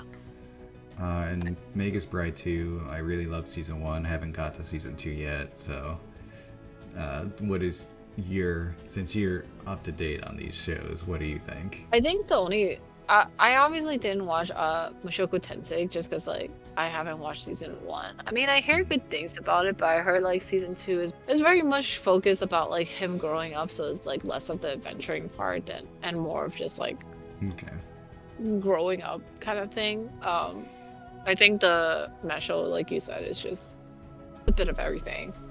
Hell's Paradise I did not watch. I just hear about it. And I would not give this to Demon Slayer at all. Yeah, either. not this season. Not this season. Magus Bride, even though it was like a school arc this time around, it didn't fall short in terms of like magical creatures or like different like magics in general, because the whole point of her going to the school is like to learn about like different things. It's like a magical school pretty much. It's a Harry Potter series. And I think like it's still very much fit for a fantasy, right? Because it's like it has like its magical elements, and I think I was telling you like, oh, like they introduced this like creature, or like, oh, they introduced this type of like character that I never like heard of before, but like when you look it up, you're like, oh, this is an actual like lore kind of character. I think that's what like always keeps me interested in Magus Bride, when they like there's always a lot going on, but like the one thing that always like keeps me hooked is like them showing like, oh, this type of creature is like this. It's like, or like different magics, the consequences to magic, and like things like that is like what's very fascinating, and that's how I see like it's still being very much a fantasy anime. Ranking of Kings is definitely a fantasy anime because it's like you are in a different world, but I think like it just fell short this time around to be like probably quote unquote the best fantasy, is because it's just a bunch of short stories. Yeah, like as you were saying with like Ancient Magus Bride, like it has something new for you like popping up all the time. Yeah. Whereas Ranking of Kings, with it being a side story, I guess would not have that much of an offering. Like it would be cool, but yeah, I think there were some of the stories that really like ripped onto me, and then there were other stories where I'm like, it's cute, I guess, kind of thing. Best slice of life. Like I think the story where they talked about the Dark Knight that keeps trying to kill everyone. Oh god, yeah. Yeah, when they talk about his like backstory, I was like, oh damn, that really does something to me, kind of thing. Yeah, he was definitely one of the most like interesting like X factors in season 1. Yeah, so the fact that they go into it in this season and like kind of sort of like you get to learn a little bit more about every character in the sense, you know, that you Hmm. did not get a chance to in season one, which is kind of nice. And I guess like that's kind of sort of like just a shout out to like Horimiya pieces. That's pretty much what it is for that too. It's like little short stories of what happened, like for events in between things that happened in the main season. And all honesty, I just wish they like they just like did it the way it was supposed to be, like the manga did, instead of just like rushing all the way towards the end and just ending it. Yeah, I was gonna ask you if this feels like DLC. Oh yeah. It's a DLC. That's exactly what it is. That's the best way to explain it. It's a DLC. Yeah, oof. Yeah, I wouldn't necessarily give DLC, especially Horimiya, which is literally called the missing pieces because they took them out. They were Yeah, missing. yeah. Yeah, I'd be a bit remiss to give that any awards, really. You should be rewarded for doing that. But It's unfortunate that they did it that way, though. yeah, I guess shit happens. Sure. I don't know. I don't know the decision making process with Horimiya. I also wish they followed the manga closer because that was definitely one of my favorite shows of like the previous year. Uh-huh. But in terms of best fantasy, what are you feeling more? I think Ancient Magus Bride is my choice, but we both know who's gonna win. Oh, you already know Demon Slayer. Demon Slayer. Tanjiro pulled his sword out, killed the man. Oh gosh. If I can roll my eyes to the back of my head, I would. I'm sure you would. Okay. I'm also gonna say Ancient Magus Bride because I really like season one and I'm just extrapolating from there. Okay, Okay. best action. Alright, so we got Attack on Titan final season, Bleach, The Thousand Year War, Chainsaw Man, Demon Slayer, The Shit Arc, JuJutsu Kaisen Season 2, and One Piece. I'm gonna say One Piece Wano. I Because it think can't just be like all of One Piece. I can't even remember when Wano actually started for the Well, anime yeah, because it's probably like Wano, like the last like fifth of Wano. well, yeah, I think the last fifth of Wano is always gonna be good because that's like the big fights, right? Because I don't Wano's remember. been going on a couple of years, right? Dude, I don't even know because I'm on the manga and I'm Uh, like I'm just like already moved on from yeah, Wano you, for like so you long now. you're done with that life. I mean, I loved Wano arc, but there were definitely certain things about the Wano arc where I'm like, why we skipped out on talking about certain things. But whatever, Yeah. that's my like spiel. Anyways, but like in terms of like Shindo, I mean JJK had really good fight scenes though. Yeah, I think this is JJK's category to lose. Like Attack on Titan, it's funny because when I saw Attack on Titan on Best Drama, I said it's more of an action show.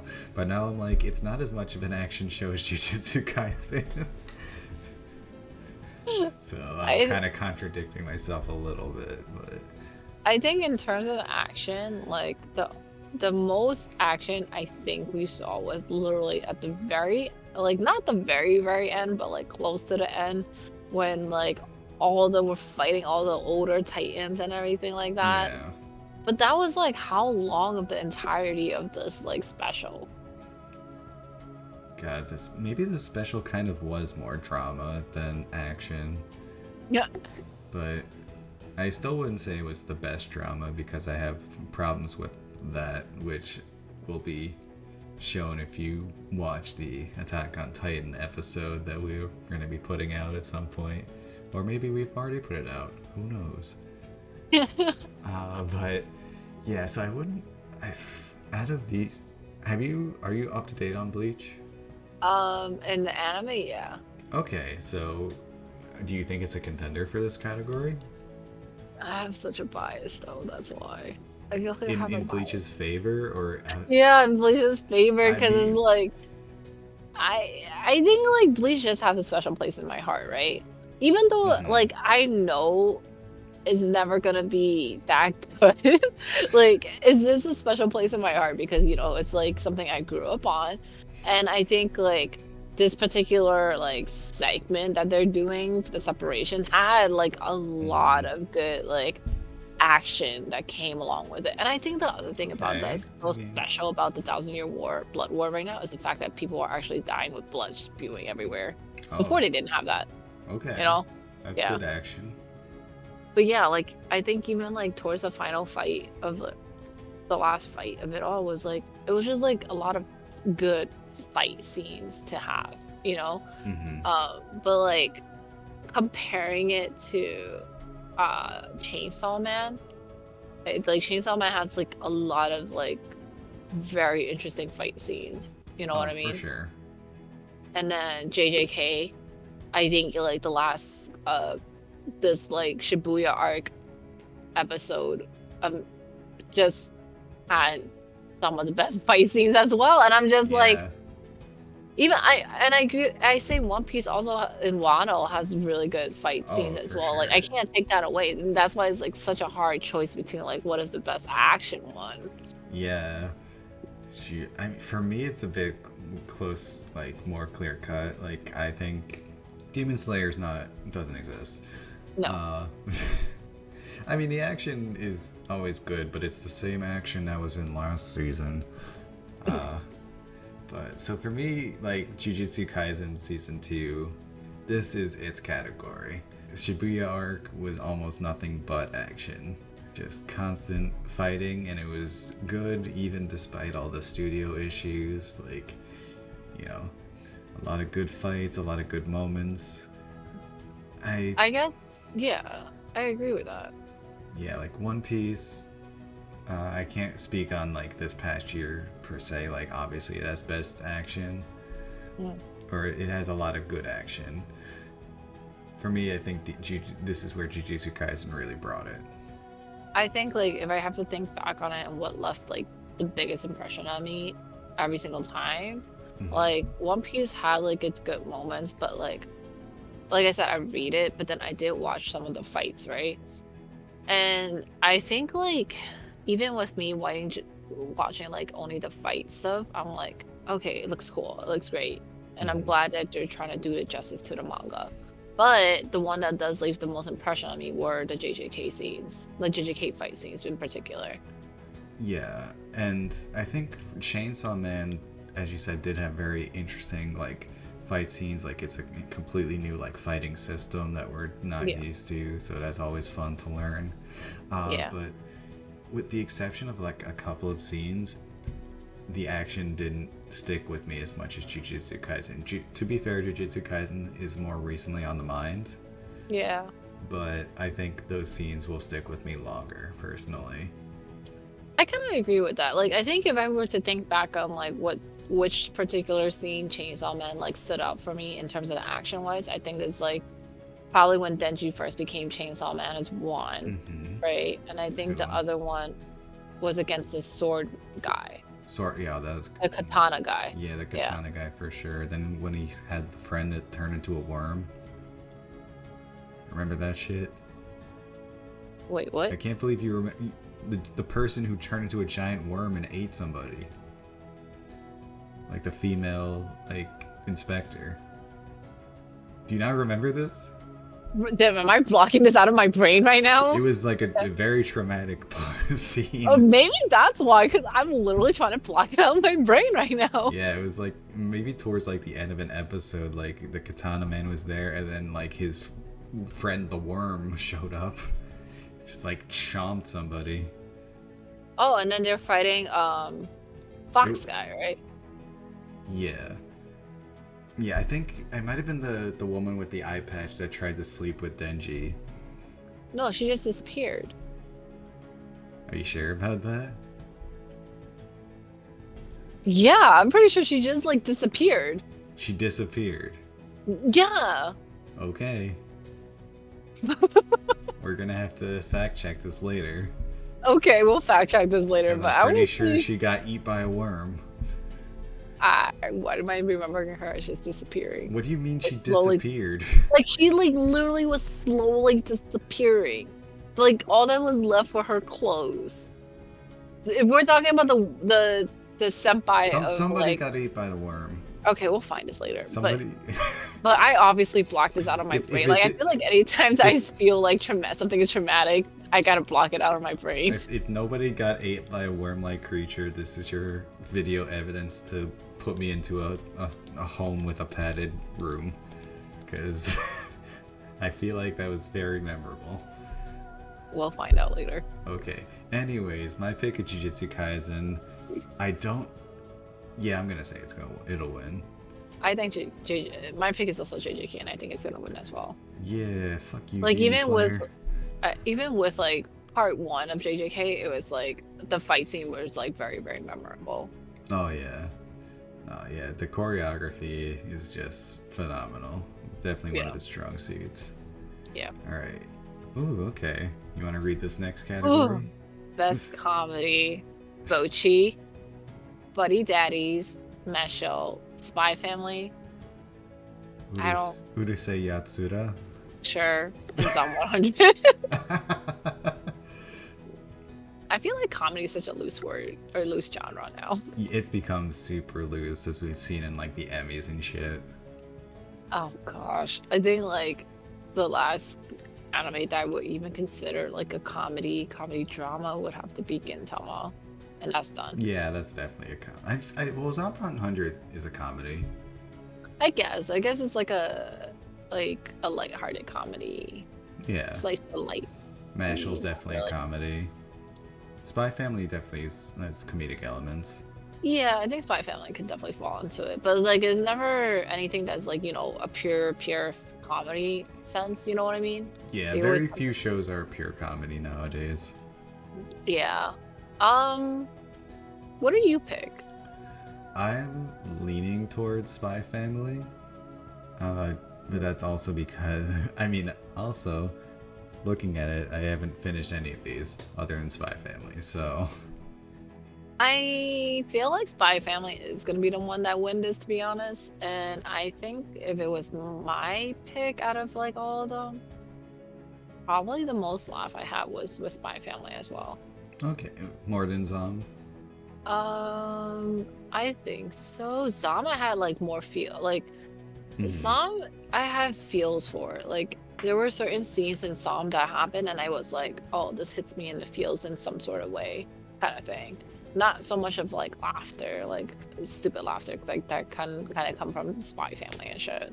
Yeah, Spy Family definitely brought the comedy and also like just you know, the wholesome of the story and everything. So yeah, I guess this is kind of its category. I don't know who all the Mashal fans are. I guess we'll be surprised. Yeah, we'll see. Kind of a weaker category, I feel. So we'll see if Spy Family can take it. Yeah. All right, here we go. Best romance again. Best romance again. Horror Mia, Missing Pieces, Insomniac's After School, My Happy Marriage, My Love Story with Yamada-kun at Level 999, Skip and Loafer, and Tomo-chan is a Girl. So Tomo-chan is a Girl I watched a couple episodes of because it seemed interesting, and like I liked it. I feel like it was not as good as one of my favorite animes of previous year, Romantic Killer. It had similar vibes, and I liked that. So I guess the premise of it is that like Tomo-chan is this student who is like very tomboy, like she's like jacked, has a deep voice, and this dude is like her friend, and like she is attempting to kind of have him see her in a romantic light, and it's like he's just like deflecting that shit like it's a fucking like venom being spit at him. He's like dodging that shit. And I don't know how it progressed because I only watched a couple episodes, but I enjoyed watching it, but it didn't hook me. Okay, I mean that's pretty much the premise I heard about it, but it didn't. For a romance, like I think we both know I'm not very into romance anime anyway, so like I think it didn't, like the premise of it didn't really like hook me or like interest me in any way. Yeah. And I don't even think I would have watched Skip and Loafer if it wasn't for our friend Joe to kind of like push me onto it. only because he was like, oh, it's very slice of lifey. So Um, you value it more as a slice of life than a romance? I think so. I think I Okay. value, yeah. I think Skip and Loafer felt more slice of life. If it's like a very feel good anime type of thing, Mm-hmm. more so than a romance, because I don't see like there's no real romance blossoming just yet. Like maybe like a hint of it, Oh, but really? it's not. Yeah, it's not like blossoming, but like it's like a hint of it. Like it's like I feel like My Happy Marriage fits better in this category than any of these other choices, because like That's my pick as well because it's a pure. It's well, not entirely pure, but it's very focused on romance. yeah, like the whole premise is literally about these two characters, like how they're building a relationship together. Right. Um, Exactly. I'm sure my love story with Yamada-kun is also a romance, and then Horimiya is also a romance, but like we discussed earlier, Horimiya, the missing pieces are just like bits and pieces of the Yeah. show, not like the actual, like a cohesive I ain't story. voting for no pieces. It was good though. I liked it. Yeah. But Sure. I think in the whole thing about this is that I think I would prefer My Happy Marriage over all this. Like I feel like that fits more of the entirety of what a romance is. Mm-hmm. I will like. I feel like I would be more inclined to go for Horimiya if it was the missing pieces combined with the first season. Like if it was the whole package. Mhm. But since it's not, I would also go kind of wholeheartedly towards My Happy Marriage. Like that was the best kind of romantic feels that I had this year in anime. I think I agree, like My Happy Marriage definitely fits just better than any of these. Like if it doesn't win, I'm just gonna question everything. Yeah, for real. I mean, unless Like like Insomniacs After School or My Love Story with Yamada-kun are actually really good. I feel like My Happy Marriage got some good publicity when it came out. It did, yeah. It It was like has a freaking huge on live Netflix. action. Has yeah, has a live action. Yeah, I feel like this is its category this year. My Happy Marriage is my lock. Oh, remember we were talking about like whether they show other animes? Netflix, right here. Oh yeah, okay. There we go. There we go. There was no Kaguya-sama, right, this year? No, that was previous. Okay. Yeah. All Yeah, right. yeah, yeah. Happy marriage. Do you Happy think it's gonna marriage. win? Yeah. I think so too. There's no way it's not. Unless these people are psychos. I, jeez. Okay. Well, if it's not, you're all the psychos. All right. Ooh, best art direction. That's an You wanna interesting category. tell me the anime. Chainsaw Man. Mm-hmm. It's a good one. No Demon Slayer. Just exit out. Exit Out. Hell's Paradise. Okay. JJK.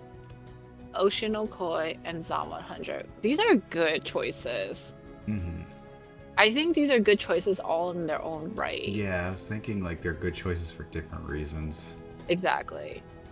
My- Traditionally, I think if we were going by traditional art style, or not, I Mhm. won't say traditional art style. If we're gonna go by like traditionally what art style is used in animes, then JJK probably like wins this out, right? Right. Yeah, it has like the best quality, I suppose. Yeah, Like, especially with like a lot of the fight scenes that they produce and stuff like that. It's mhm, like it's still to like what we see as like what we consider as anime.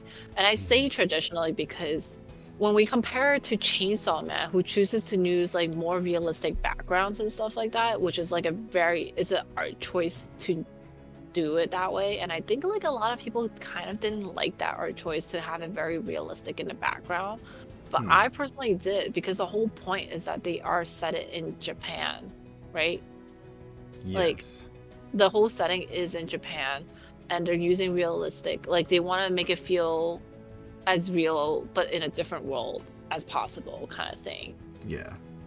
I think choosing to do that is like a very interesting art choice, and I think that is what like I noticed the first time watching it. It stood out to me a lot, and I think that's what like sticks in my head all the time when I think about Chainsaw Man. Is like this particular art choice, and that's why like I think it's a very good nominee for this. Oh, And for then sure. um, Ocean Okoi's art choice, it's got like a very interesting contrasting situation going on. they use very bright colors in certain scenes and then very dark colors in certain scenes to set like really help set the mood, and I like that. But Yeah. they're also very detailed in a lot of like their art, and it's like it's got this whole like setting and vibes by the choice and color that they choose to use. And I think you when you watched the opening with me and everything like that, you saw like how like vibrant a lot of these color choices were, right? To Oh set yeah. apart every single character, they all had like their very specific color, pretty much. Yeah, a lot of um things stood out to me when watching the opening, which, right. very good. Very good art Yeah. direction. Yeah. So that's why I'm like Oshinokoi has like that very vibrant, like vibrantness and like and contrasting and vibrantness that they have going on for them that makes it very good. Um, I think Zom 100, the fact that they choose to use like very colorful, it's also very vibrant in its own way, but like Yeah. more so focused around like choosing vibrant colors for blood is as for like the zombies and everything. I was like, oh, I love this because it's like you're not trying to make this a gory thing. You're trying to make this like what it's meant to be put out as, which is something like that's meant to be like a fun anime in a sense. You know what I mean? It's like Yeah. meant to be lighthearted in a sense, not like meant to be taken seriously. But when they did take it seriously, they did change the tone of the colors a little bit. And I did like that a lot too. So, That being said, uh-huh. I don't know if I can pick. I feel like it's such a hard choice to pick. Okay, so for me, like one choice stood out immediately, and it's kind of a choice I didn't even expect. So I'm kind of leaning towards Chainsaw Man. I think it used like very interesting art for both its like kind of fight scenes, animations, as well as like the realistic portrayal of things. It used color and like kind of saturation very interestingly. Like there's like a decent amount of gray, but it's used in a way to make the vibrant parts more vibrant.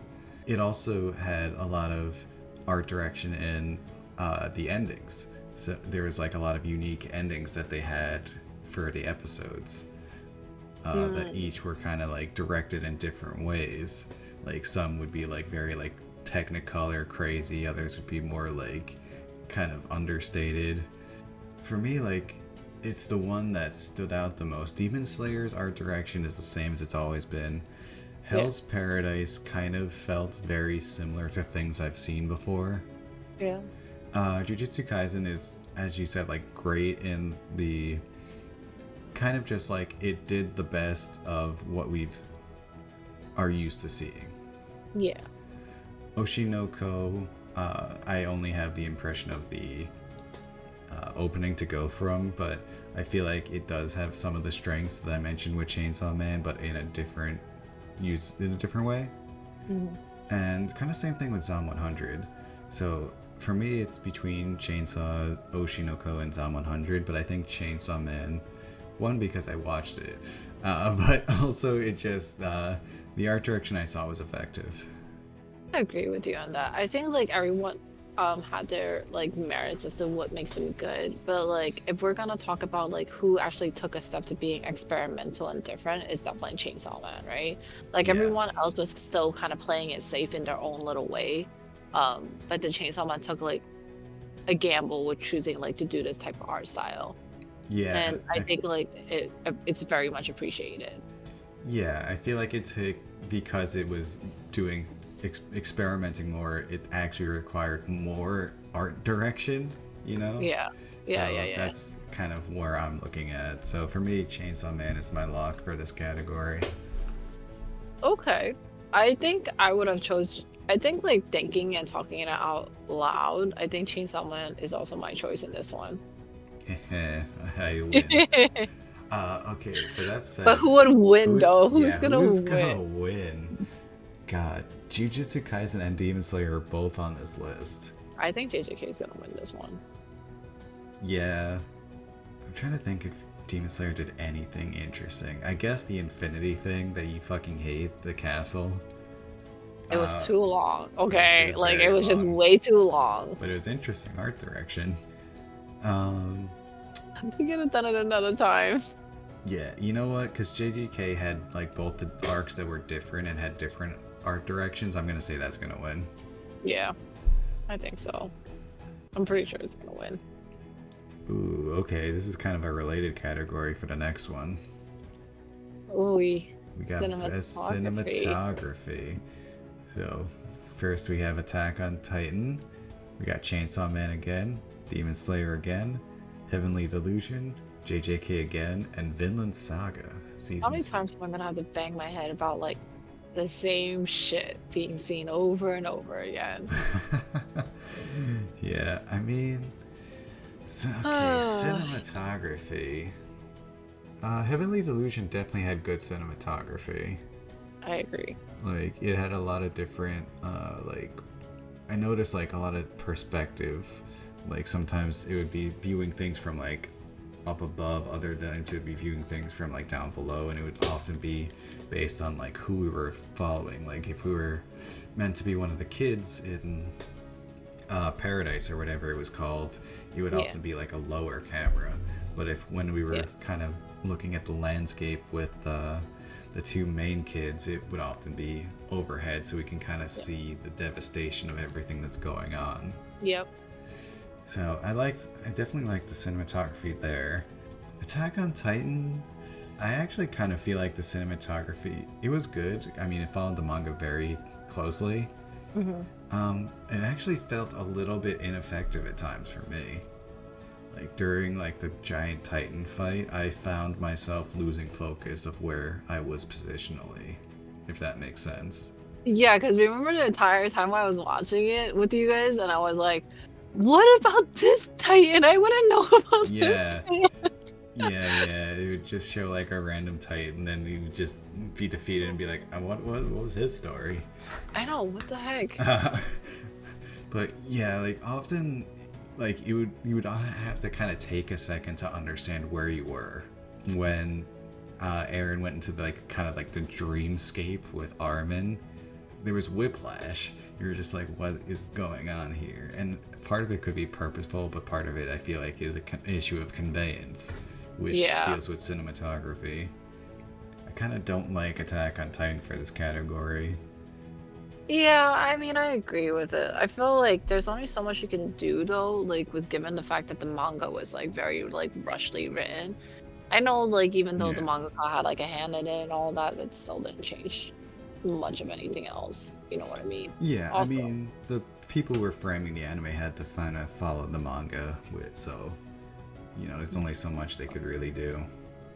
we already just excluded Chainsaw Man. I liked your description for Heavenly Delusion. I very much agree with it. And then I guess like the only thing else I can contribute is like Vinland Sagas, right? Hmm. And I think like Vinland Saga, like I mentioned earlier, like it's a slow burn, and then like you're kind of like um I guess what do we define as cinematography? Like how like the Uh, art direction went, or how like the story went? Not really so much the story. I think it's, for me, cinematography is like how the camera tells a story. And okay, I think like Vinland Saga's camera choice work is very simple. Like it's a Hmm. very simple thing because I think they want to keep it simple with like with the fact that there was a lot of things happening in the story itself. You don't want to make it too complicated and everything like that. I think it would get too distorting if it was. But like Heavenly Delusion, the point is for it to be distorting, right? Yeah. Like the point is for it to be like very like confusing and like you're not entirely sure where you are type of thing. Like the fact that that's the point and they use it that way, I think it's like a very very good usage of it. Yeah. With Heavenly Delusion, I never felt like when I was feeling uncomfortable or whiplashed or anything, it never felt like it was an issue of conveyance. It Yeah. always felt like an intentional choice. Hmm. For JuJutsu Kaisen, if I think in some parts they succeeded, in some parts they didn't. Like the action choreography is obviously very good. Yeah.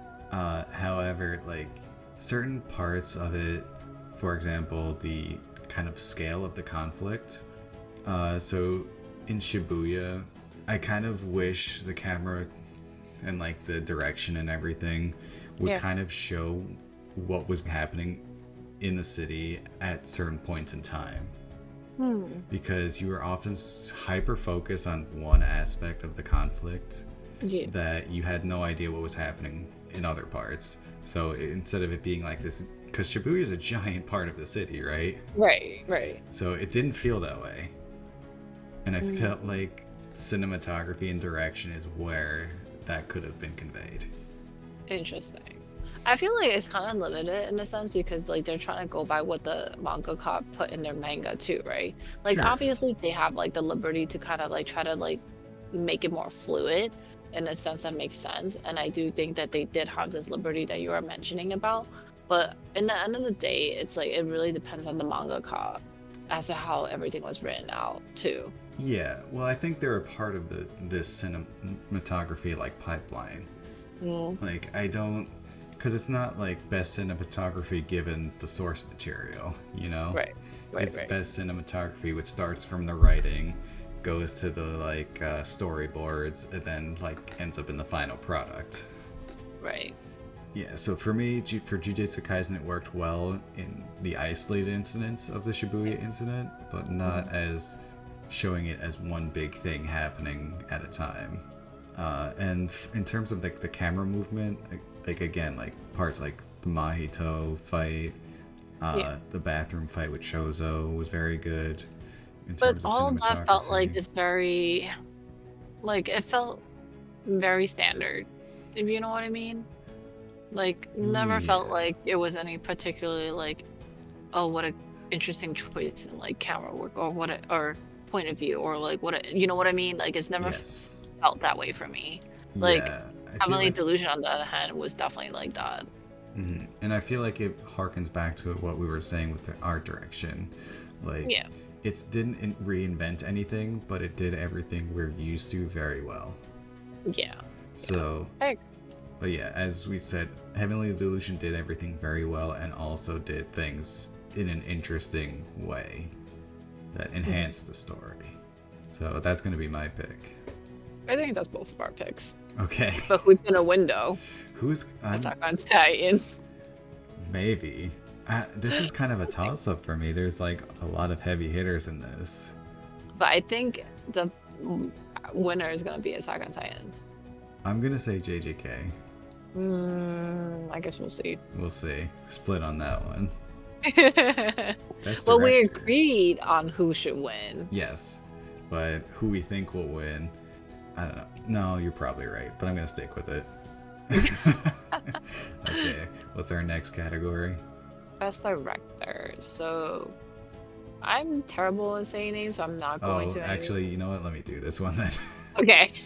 Okay, so Yuichiro Hayashi for Attack on Titan, Keiichiro Saito for Bocchi the Rock, Ryu Nakayama for Chainsaw Man, Hirotaka Mori for Heavenly Delusion, Shota Goshizono for Jujutsu Kaisen Season 2, and Daisuke Hiramaki for Oshinoko. So I did talk about some of the direction. Yeah, more so for like Heavenly Delusion though. Yeah, it's mostly for Heavenly Delusion and Jujutsu Kaisen. So kind of a lot of the weaknesses I mentioned in the cinematography for Jujutsu Kaisen actually kind of apply here. So for me, that's kind of a disqualified one in this category. For Attack on Titan, like we were saying, it followed the manga like to the letter. Pretty much. I think there was like I know they mentioned changes, but the changes weren't that dramatic. I wish I could tell you what they were. I mean, like when he was talking to Armin, like the way the conversation went was like a little bit more smoother. A little bit, but It still didn't change what the like overall like premise was, but it went smoother. It's like yeah. it didn't feel like very abrupt or choppy. I think it's the best way of saying it. Yeah, which is like, you know, a successive direction, but I don't think it's a major one.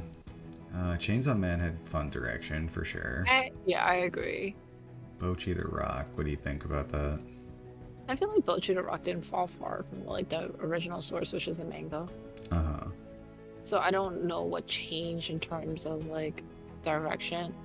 That's why I'm like trying to figure out like what is the director trying to do that would be considered like part of their job, especially when like a lot of the framework is like, or like a lot of the heavy work is pretty much laid out for them. You know what I mean? Yeah, I feel like this is very highly tied into the cinematography and like the connecting tissue between the scenes, like choosing to put one scene next to another and stuff like that.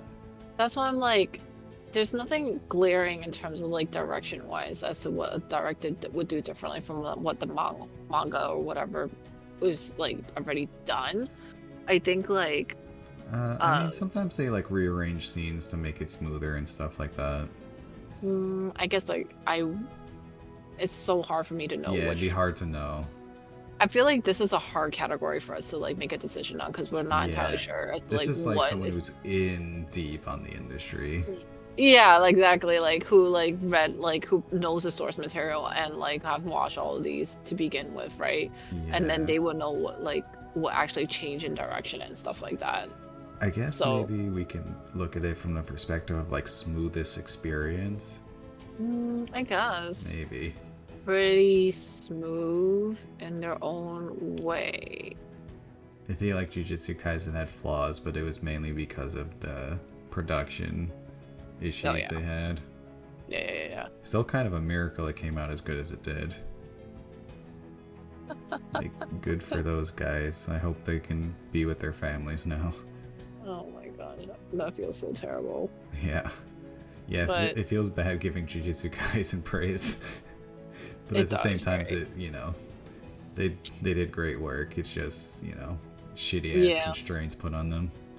Yeah, and I think like I can't say JJK in the sense of that because I feel like as a director, you're like also like have to stand up for your like a director's job is like you were saying like is like figuring out how to like make the smoothest transition for like the show, right? And I Yeah. feel like don't you have like some kind of power in terms of like over what your work like the workers like 'cause producer director is how I see it. You know Yeah, what I it mean? kind of depends on how it's structured.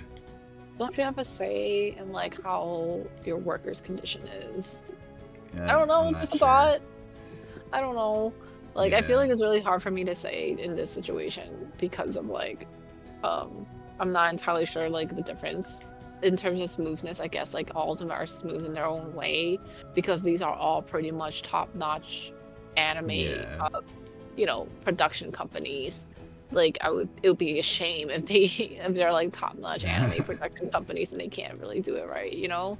Yeah, for sure. I feel like, yeah, director is also like just in charge of like making sure everything is like a consistent tone, a consistent voice. It's like seamless between scene to scene that you're watching the same thing. Yeah, and I feel like it's with that like being in mind, it's so hard to like decide like who actually like You know what? stood out. I'm going But to eliminate Heavenly Delusion because that man could have taken out the ending that I oh my hated and he didn't god, do it. He didn't do but it. it was meant for the It doesn't story. matter in the rest of the story. I've checked with the manga readers online. They don't. It almost never comes up again. It was gratuitous. It was awful. Bad taste. This guy could have prevented it. I guess he was just trying to be true to the He manga. should have been Because I mean, true. He like, could if have he been, was, should have been true to the hearts of children worldwide. because like if he doesn't put it in, people are like, "Why did you put it in?" Well, they can come to my address and see what happens. That's my favorite threat, by the way. But Okay. I don't know. I have a hard time picking for the directors just because like I feel like You know I don't what? understand it enough. I'm gonna say To Chainsaw Man. okay, Because fair. it's a completely new source material, so he kind of had to define a lot of what Chainsaw Man looked like and felt like and shit for the first season, right? Fair enough. I think it's a fair choice. But then also Bullshit Rock is new too. Yeah, Bochi Rock and Oshinoko have the same argument. Yeah. That's why I'm like having a tough time to even decide like which one to pick. Well, I didn't watch those, so I'm gonna throw my veto card right now because veto card. I don't know what to call Okay, it. we're opting out of this category. It's too hard to pick. I don't want to like make a Okay. make a Alright. choice, but then like not really know what I'm Yeah, saying. like half-heartedly. Yeah, Yeah, don't. yeah, Who would do that? Not me. yeah. Okay, well, then let's just say who do you think is gonna win? I feel like Attack on Titan, Yeah, I'm also going Attack on Titan for this. unfortunately, but whatever. You know what? What? Fuck that guy. No, don't fuck him. But I have a problem with him too. Oh my gosh, what? Because that whole epilogue that was happening during the Oh, credits, that should not have been happening during the credits like that. Like in uh, a square, a tiny square in the screen. Like it. but we literally saw 9/11 happen all over again in an anime. Yeah, but like in a like a fucking 4x3 like tile. No. Okay. Whatever. Bad choice. Oh, okay. This is a more fun category coming up Yeah, next. You that's can do this character one. design. So Chainsaw Man, Demon Slayer, Hell's Paradise, JJK, Ocean Okoi, and Trigun Stampede. I Trigun feel like Trigun Stampede. is like it's an old one though. Like there's nothing new about it. Yeah, I mean, I guess it's still a valid choice though. No, I think it's still a valid choice. I think they kind of cleaned up the art style, right? Yeah, and it did come out this like the past year. But I think like if we're gonna talk about character design, Demon Slayer had no new characters in that arc. yeah, exactly. Like no, like okay, maybe the demons were like Yeah, different, slightly. But I but like guess I don't know. Should we be like more lenient and say like even if they aren't new characters, we should consider like just them face value? I guess if we're talking about character design is face value, right? Yeah. Like how uniquely they look and everything. And honestly, I still want to put Demon Slayer on my list. Yeah, I wouldn't either. There's just the clothing is too similar. Yes. Like if you put Tanjiro and like that other dude, like the mist guy, next to me and like spun me around 3 times, I probably would get confused as to which one is which. Oh my gosh.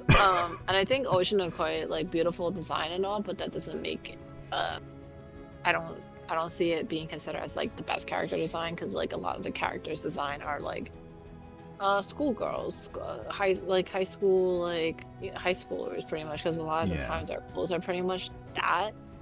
I think the only unique thing is the whole like star eye thing is really it. But like I feel like you always have to give that to whoever you're like you have to give a unique feature to your main characters too, you know? hmm So Hell's Paradise, I have a funny story about actually, which has What? to do with character design.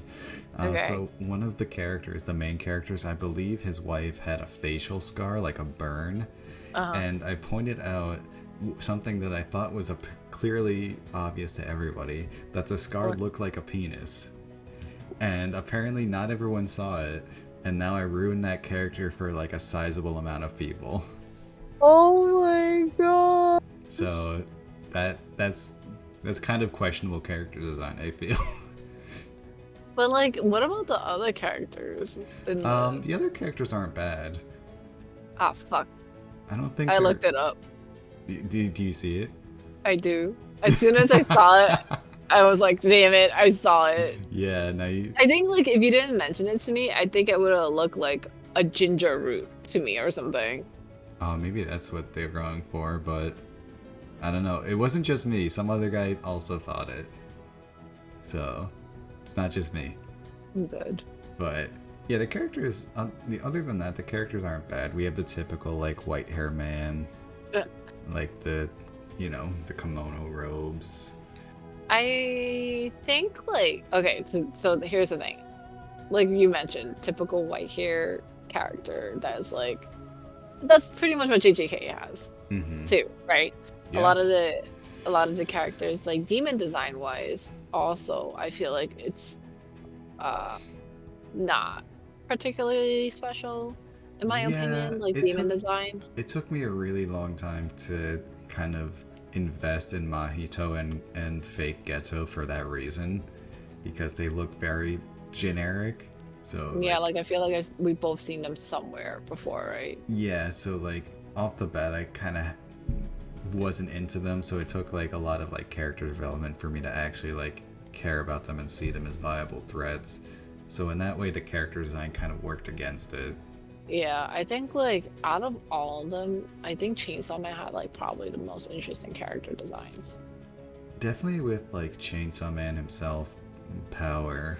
Uh, Even the demons, in I yeah, the thought was demons were interesting too. like I think all of them had like a very unique design to them in some sort of way. Like I think like what stood out to me was the hand demon, the one that like was originally belonged to Eye Patch Girl, Yeah, yeah. right? That was like a very interesting design to me, in my opinion. Yeah. Uh, the dog one is like very typical because we kind of see that in like Japanese lore, but the other Mhm. one that he ends up getting, the other guy getting, that was an interesting design as well. And the worm. We'll see. We'll see if the worm is actually real. I'm like, what the fuck are you talking about, worm? I don't know if I hallucinated this. This is gonna be crazy because I it's a vivid memory.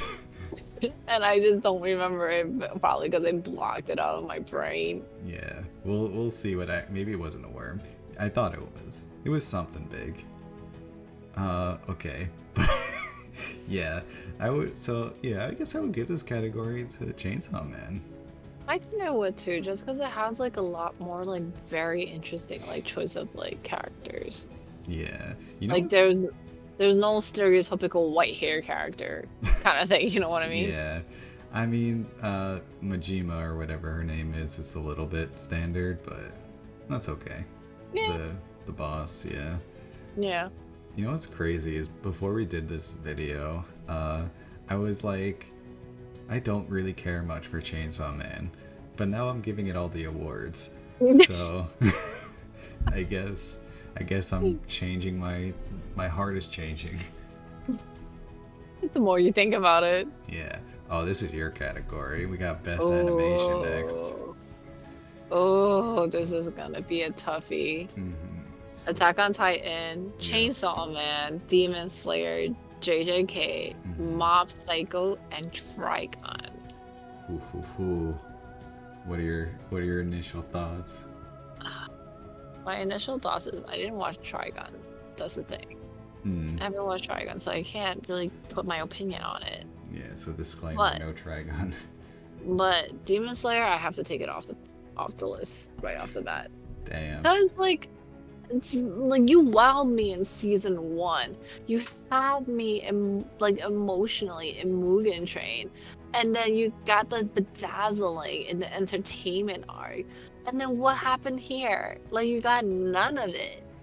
You No. show me 2 fucking upper moon demons, and I was not impressed by anything that was really happening at all. Each demon lamer than the last.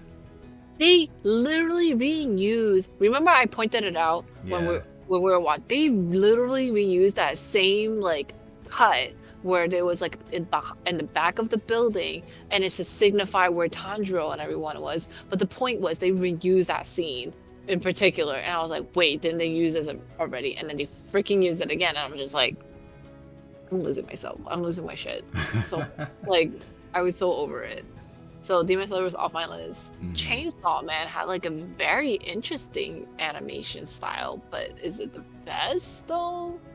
You I see don't what I know. mean? It's like it's very interesting. It's very unique, and like I give it props for that. But is it the best animation? Yeah, that's why it's like direction. Definitely had great direction. Yeah. Animation, whole nother ball game. And then Attack on Titan. Like, what do we think about the animation here? It was always good. I don't know that it particularly shined in the last like bit.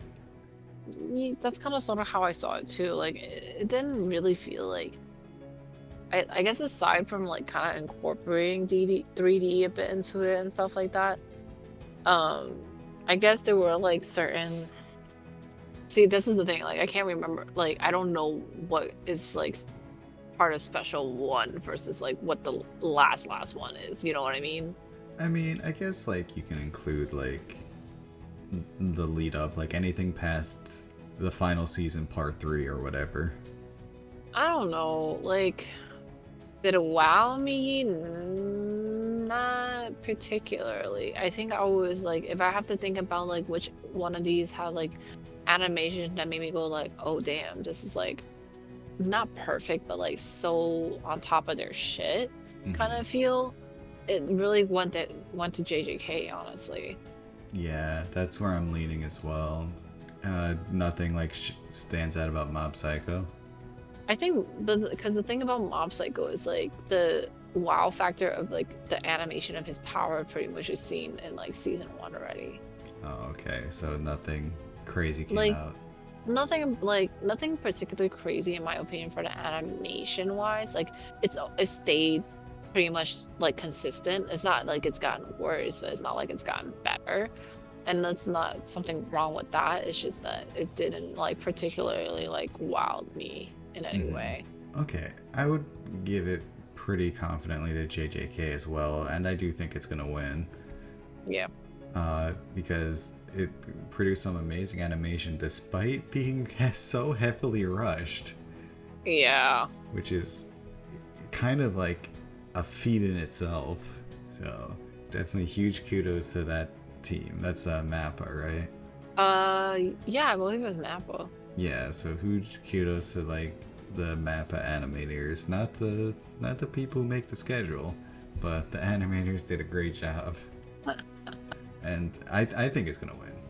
I think so too. It's like it's honestly peak animation no matter how we It's saw it. peak. It's honestly peak animation. Yeah. All right, that's easy enough. Oh, okay. Ooh. I don't think we watched any of these like original anime except maybe Buddy Daddies. Yeah. Oh, you're so right. And Why I why think why are we, why did we not why have I not even heard of most of these? because are we gonna watch a maid war in Akihabara or something I like don't that? know. It depends on what it's about. You What want to look about it up really the quick? marginal service? Yeah, please. I'm guessing it's about a maid war. I think it's like a legit war. Oh. Oh gosh, it's like legit maids. In Akihabara 1999, a 17-year-old girl 1999. whatever she like begins her new job working at a pig themed maid cafe, trying to follow her dream of being a cheerful, hardworking maid.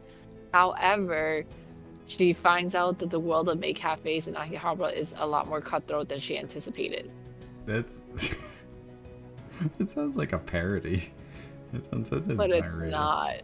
Yeah. I don't think You, this is gonna be my you, thing. you guys at home vote for best original Wait, anime and tell us. genre is black comedy, girls with guns, and yakuza. Yeah, okay. I can see that. Oh my god, do you want me to kind of spoil it a little bit? Sure.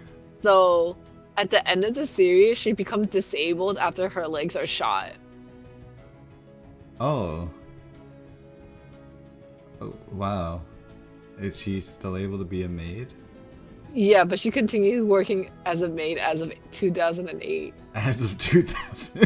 What, is she real? This is the last time we checked up on her. Oh my gosh. This is like kind of Okay. weird. Wow. I should tell my buddy Nick about it. He loves watching like random weird shit. Oh my god, there's a character who got killed. Alright, What good. is happening in this shit? Alright. Come back to us. Close the tab. I mean, in all honesty, like this one kind of like sounds better than the other ones right now. Okay. Alright. Let's lock in Akiba Maid War. No, I like Buddy Daddies too. It was very cute in its own way. Although there is a Gundam on here. I feel like if Gundam has fallen off for me. I feel like it kind of has peaks and valleys. I guess. All right, marginal service. What? I don't even have a plot. What the freak? How is there not Honestly, a it's plot? rated 5.5 on my anime list. Out of 10? Out of 10. Okay, so not that. It's what is Sounds it? like a show Foolhardy. about learning how to do your taxes. So it's foolhardy police officer Brian Night Raider is dismissed from the force for a history of reckless behavior that ultimately resulted in his partner's death. While wallowing in self-pity, the disgraced officer receives a curious invitation from the UN Immigration Bureau's Special Investigation Unit. He has been recruited to join the Marginal Service, a secret underground branch of the UN tasked with handling borderlanders. I don't know. Borderlanders are alien that are peacefully coexisting in a society, but now a borderlander terrorist organization has emerged for drug kung fu. What is This happening? feels like some weird propaganda. That's a no for me, dog. Like, yeah, I think this is why we make anime out of manga usually, and No, there are good original animes, but I don't know just if that's not. one of them. No, I think Buddy Daddy was pretty good. Yeah, Buddy Or- Daddy's was good. I think one of our friend Joe really likes the golf girls. Oh my god, Birdie Wing. Yeah, I can't do it. yeah, it didn't really get me either, but I think you know why it doesn't. Like I can't do it. Like no, absolutely not. yeah, that's. I don't think we can like chime in on the next category either. Really, Have you not seen any of these movies? no. I Great. haven't. Okay. Well, this is the to watch list. I really like anime films too. I just haven't seen any of these. I didn't even realize Black Clover had a freaking movie. Yeah, I'm not caught up on the other Psychopaths movies, so I didn't watch this one. I also didn't know it came out. Like, I feel like there's not a lot of like advertisements on our side of the globe for anime movies, unless it's Demon Ye- Slayer Yeah, a lot. I mean, or even JJK. like me finding out about One Piece was like kind of hard. Yeah, Like this is right. prior to before like the live action came out. Yeah, like they need to show us good movies because I love Wait, anime movies. was that last year? that One came Piece Red. Yeah. I think so. I think you watched it And last it didn't year. make it on the and it didn't make it on the list. Ooh, you're so right. I guess it wasn't good. Or I don't know. I don't know. Oh, well, the category after best film is pretty fun. Best new series. Yeah. And Oi. all of these favorites that we've been talking about for like 2 hours now. Oi. I don't know, man. How am I gonna pick with any of these? For me, there would be a clear winner if it wasn't for Stop it. the last part. Oh my gosh. Well, you know what it is, but I have to tell everyone else the Heavenly Okay. Delusion. Well, I'm not going to go into detail, but essentially, at the end, they just did something that was very just vile and gratuitous for me in an otherwise really grounded plot. So, well, I guess it's very, like, fantastical and sci-fi, but otherwise pretty grounded. But yeah, Okay, shit, but, like- shit just happened out of nowhere. Terrible shit. So it kind of, it makes it hard for me to vote it for best new series, because that's like the last thing on my mind. I know you never watched Bochi Rock, but like, do you think Chainsaw Man is a contender? It is. I'm not sure. I feel like people are excited for like where it goes in the manga. I think it's a contender. I don't feel super strongly about it in comparison to the other choices. I feel like a lot of these are in like pretty even playing field. Like there's no clear like this is the best new thing.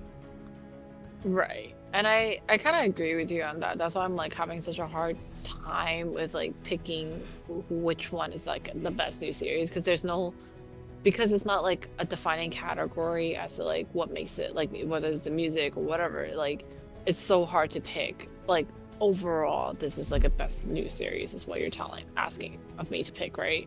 Yeah. I don't Like- know. They all have like their good points to them pretty much. Well, And I it's guess really hard to pick. let's say like at enjoyment level, like which one of these did you enjoy the most? If I have to pick which one that I enjoy like through and through, never had like a falling out on, I think Oshinokoi and Bocchi the Rock both have like that effect on me. Like Okay. there never seems to feel like a moment that like felt out of place that made me like lose interest in any sort of way. Yeah. Chainsaw Man had like kind of sort of its moments where it was like the high were high but the lows were low kind of thing. I'm Mm-hmm. like Delusion, I kind of like I very much enjoyed it as well, but I think like what I keep leaving out from it, like every time I finish an episode, it just feels like I'm just confused all the Yeah. fucking time. And I don't think I like this feeling of being confused all the time. Yeah, it kind of gives you a feeling the like that your level of confusion is not going to get lower. No, Because and when I you don't figure one thing out, there's gonna be more shit that comes from it. exactly, and I don't really appreciate that. Yeah, so. And the more mysteries, and I always say this, the more mysteries you introduce, the higher a risk of you creating a disappointing answer to the mystery. Hmm. So I feel like Heavenly Delusion, if it continues, I know the manga does continue, it has the most potential to become a disappointment relative to where it was in season one as well. Yeah. That's why I can't really say Heavenly Delusion. I mean, either just from like my own opinion, I think I can't pick Heavenly Delusion as a contender. Mm-hmm. Never watched Hell's Paradise, Ocean, and I mentioned Ocean Okoi. Zom 100 is like I enjoy certain parts of it, but I can't say I enjoyed all of it. So I guess what interests you more, Oshinokoi or Bocchi the Rock? If only one of them could exist, which one would you pick? I have to pick Ocean Okoi just because it like kept me wishing that I just binged it instead of like having to wait every week for Oh it. god, the worst. Yeah, so like it had like more of that power over me than like Bocchi the Rock did, and I think Hmm. than any of these other animes did, to be honest. Okay, so I guess you got the answer. I made my choice. I'll go with you because I've only seen like two of these. So, Oshinokoi, do you think it's gonna win? I think it has a good chance, actually. I think it does have a good chance of winning in this category, to be Yeah, honest. like the Titans aren't here, so. Oh, I just realized it's a pun. I didn't mean it that way. Uh, yeah, so I'll say Oshinokoi is gonna win. I think Oshinokoi has the potential to win this too. Nice. Alright, All right. Oshinokoi. Best new Let's. series confirmed. Oh, best continuing series. Here's the Titans. Ah, gosh. Okay, we got All right, let's Attack just. on Titan, Demon Let's. Slayer, JGK, One Piece, Spy Family, Vinland Saga. What are we gonna do? I'm trying to remember what happened in season one, part two for Spy Family right now. I think that was a lot of it was her going to school. Like she got the dog. Oh right, she got the dog. Yeah, I think she got kidnapped once or twice. No. Well, she got kidnapped in the episode where the dog was like introduced.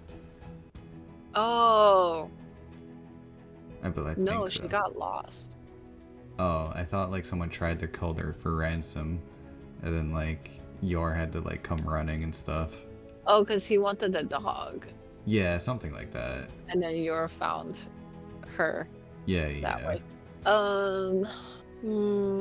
I guess that part in particular didn't stand out compared to the rest of the show. I feel like Spy Family works very well as like a whole, not necessarily like if you separate it, it's like not as strong. Just the stronger part of the series is part one of season one. Yeah, and I enjoyed part two as well, but like I wouldn't say it necessarily like held its own as like a best series contender. Right, right. The audacity to put One Piece with no qualifiers in this is crazy. Oh my gosh. Because like that should, if it was just One Piece, that should win. But Agreed. we know it's gotta be like 1/3 of Wano or something. Yeah, we have no idea where it is. It's like it feels weird because like we both love One Piece very much for its entirety, but then like Yeah. when they put it into these categories without any like specification, it makes it very hard to like Well, distinguish as like it makes it like impossible. Like, what are we supposed to say? yeah, exactly. And it's like I think both of us pretty much put One Piece as our top anime pretty Oh yeah, One right. Piece would win everything. It'd win best romance. It'd win like, but we're not considering One Piece as a whole. We're considering 2023 One Piece anime, which, you know, I don't know what that was. All right. In my opinion, which one did I look the most forward to when it comes to watching an episode, right? Mm-hmm. That's how I'm gonna see it as. And I think Vinland Saga was the one that I felt the most compelled to as to like I can't wait for the next episode kind of thing. Okay, okay. I mean, I think that's a good contender, to be honest. It is, but I don't feel that compared to everyone else is gonna win. Oh, I don't know. There are a lot of like people who are kind of showing it respect, but I don't. But like showing respect and like Is the majority doing that? I'm not sure.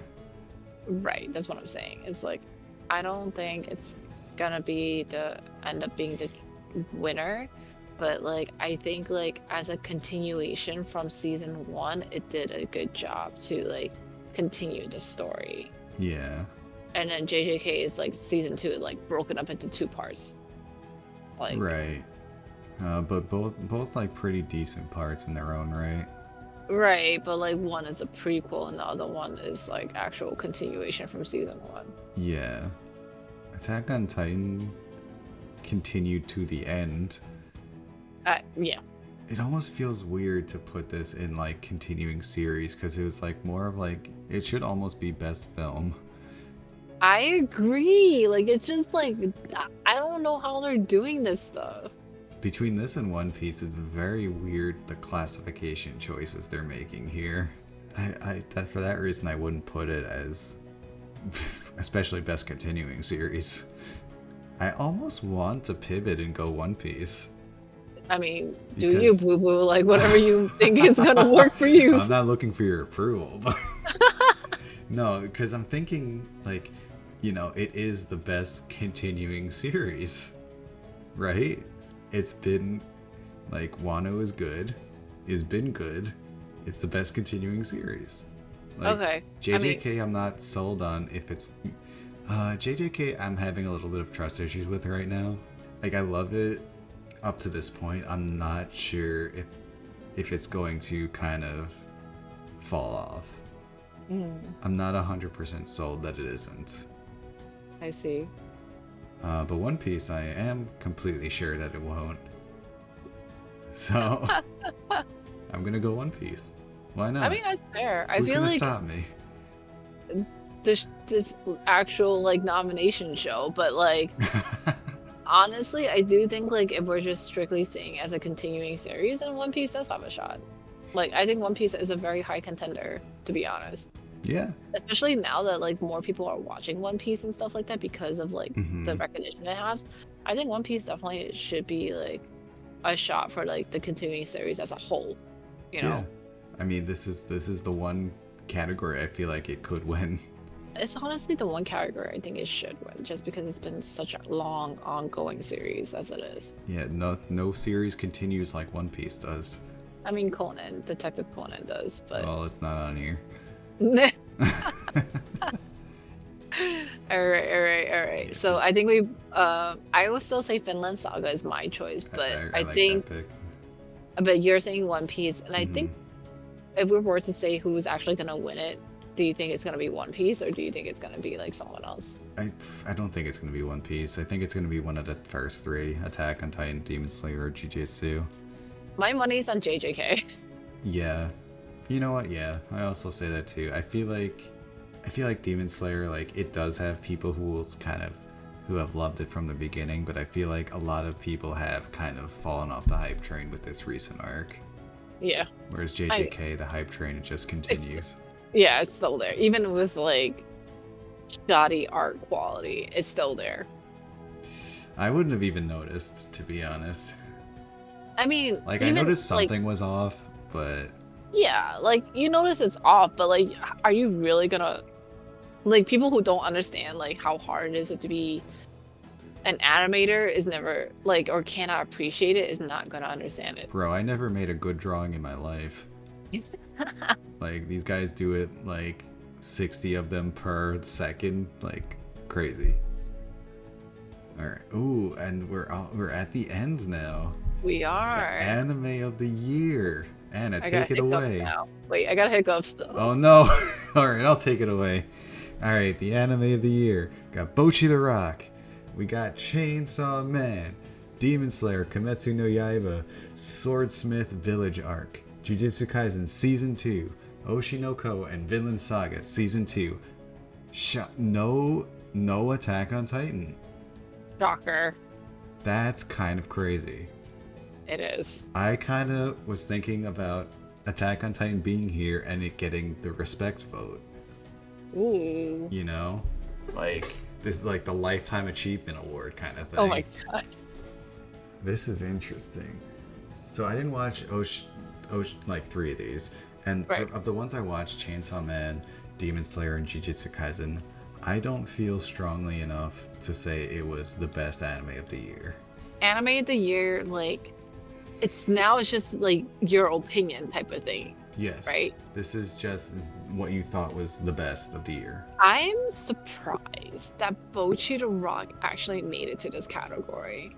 Given Yeah. the fact that I freaking searched high and low for Bocchi the Rock merch at freaking NYCC and Anime NYC and freaking came out with nothing. I guess it's the critics' pick, I guess. It boggles my mind that this is like even nominated as anime of the year, and it pisses me off that all these freaking vendors there did not even like consider like having any merch for it. Well, they will next time. So annoying, so annoying. This is a tough choice again because it's just I want more contenders, to be honest. like who else do you want? Attack on Titan. I want Attack on Titan. Like, I don't want Demon Slayer. Let me, like, what else was there? There was a couple of, like, other, like, Mob Psycho. That should be on there. Like, Hell's Paradise isn't on there. I wouldn't vote for it anyway. Heavenly Delusion's not on. Zom 100. PLUTO is nowhere to be found on this list. But is PLUTO this year? Or not? PLUTO was 2023. PLUTO would have been a good drama. Maybe you're onto something with it, like being only like stuff that's available on Crunchyroll. No, because they had My Happy Marriage, which is Netflix. I mean, maybe they licensed it out to Crunchyroll too. I don't know. 'Cause I think that's the only one we've seen that hasn't. That's like, you know, seemed like it wasn't. Oh, available. you know what else is not on here that I did enjoy? What's Blue that? Eye Samurai. Blue Eyes. Yeah, this has gotta be just Crunchyroll.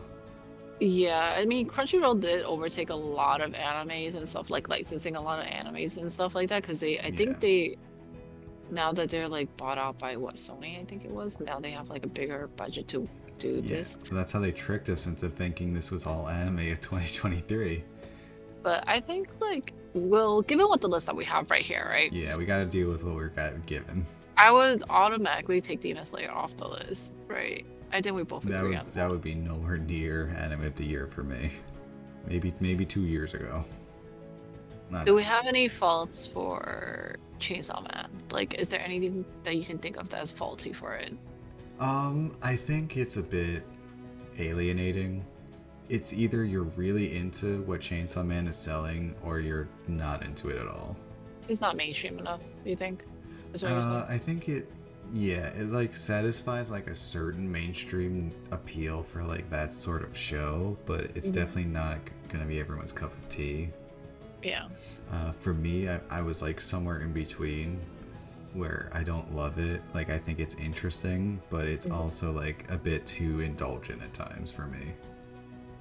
I do agree with that. I feel like Chainsaw Man is very like, it's not saying like it's too gory, it's more so like it's very glaring in this genre.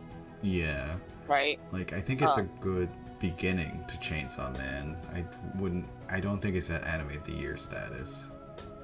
Yeah, I kind of agree with that because I'm like, I feel like a non-anime watcher watching Chainsaw Man would be like completely like over their head kind of thing, you know? Yeah. Like it's not, it's gonna be like, what the heck am I watching? Like Attack on Titan probably has a better like introduction than Chainsaw Man does.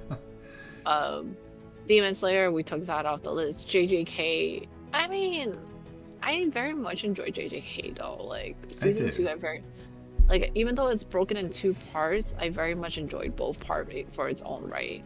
And then Yeah. Ocean no Koi was also another one I very much enjoy. Like that's the thing. The hard part for me right now is choosing between like the last three, because they're the Yeah. three that I'm like have a quite an attachment with. Not to say I don't have Hmm. an attachment to Bocchi the Rock or anything like that, because I do like music. I like music animes, sports animes, especially when they're made very, very well. But Yeah. it's just that like I I feel like no matter how I see myself, I'm always gonna be like into like the more flashy kind of stuff. The the ones that make me go wow kind of thing. Yeah. So for me, Jujutsu Kaisen season 2 would be kind of a clear front runner Mm. if it was like remastered. So if they kind of addressed all of the issues they can't had like with you know, the production issues Hmm. and like kind of fix that like the pacing issues that kind of caused and like some of the animation issues whatever, then I Yeah. feel like it would be the clear winner. But since it does have those glaring flaws that unfortunately everyone knows about, well, Yeah. not unfortunate, but like, you know, unfortunate for this the sake of winning this category. Yeah. Okay, so it's kind of like hard to be like this is the best anime of the year, which it might be for me, but it's like it doesn't feel good to say it. I see. Hmm. I guess for me, it would have to be. So that's gonna be my lock. I I feel more strongly to pick Vinland Saga in this situation. Vinland Saga is what I want to win. I feel, and I say I feel strongly for Vinland Saga to win, only because like in terms of story wise, I feel like I mentioned, like I am attracted to the flashy shit, right? But like Vinland Saga wasn't particularly about the flashy shit. It's like legit about like relationships. It's like it's more grounded into like real life, if anything. Like Ocean no Koi is based off of like current times and stuff like that. But like how many of us are gonna say like we understand this lifestyle of like trying to be an idol, trying to be like a YouTuber or whatever the heck. I appreciate Ocean Koi for like its choice of like trying to like talk about the dark world of what it means to be in entertainment and like how hard it is to make it as an entertainer in like especially in Japan. Um Hmm. I just think like the weird aspect of it is the fact that, you know, two people were reincarnated as this like idols like kids. Yeah, Twins. when you told me that, I was like, there's no fucking way you're telling me to watch this show. It's like it's good on its own. Like it's the whole point of that part was to set up like this revenge plot, pretty much. Yeah. You know, like but that's like what takes me away from it. You know, that's like the big thing that You took me say away that's not from it. relatable. No, no one's getting reincarnated as someone's like an idol's twin, all right? Darn. Um, But Vinland but Saga was real. like, It well, actually it's based off of happened. like no, it's based off real like Yeah, I know. oh, so it's not too far off.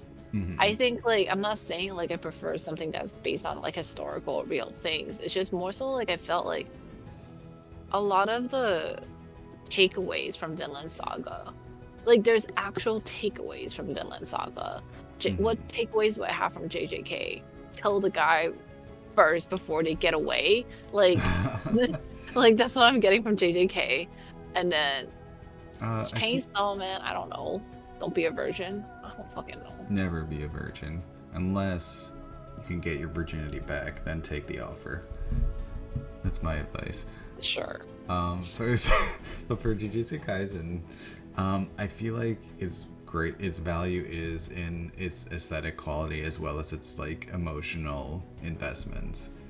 Because like Mm. all like the deaths and like losses in the Shibuya incident, and like the good animation and music, as well as like the interesting backstory of the hidden inventory arc in the beginning.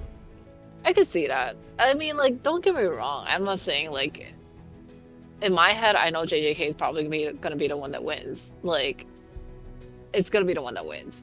But I think like out of this list, Mhm. which anime really like held on to like I held on to so dearly is probably gonna be Vinland Saga.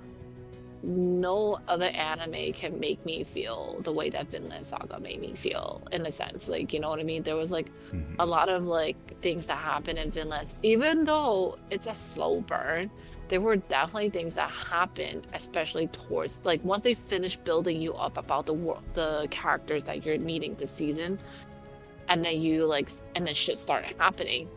They build you up towards it. They gave you a reason to care. Like I know JJK did the same thing, but they build you up from like season 1 for a lot of these characters, and then in Vinland Saga they're building you up from season 2, like the start of season 2. Mhm.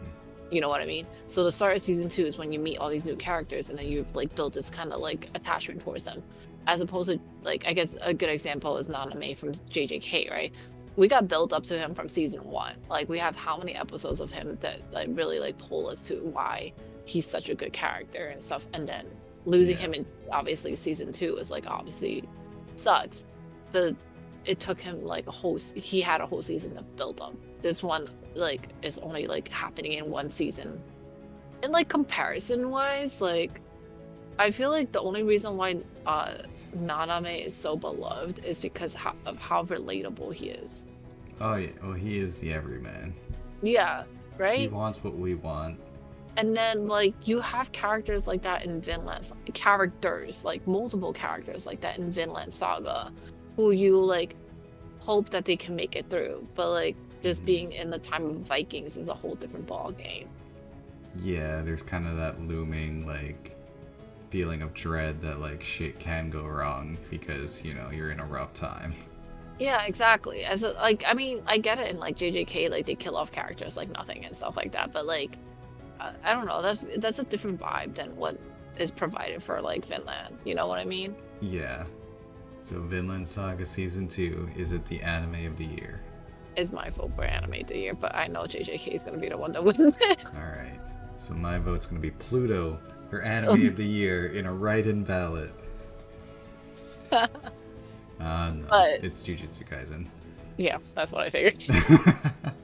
Yeah, it was really good. I feel like we've discredited it a little bit in this podcast, but it's still very good. It No, I was, think like a lot of these like every one of these animes is like done by the hard works of the like studio and the animators themselves and everything like that.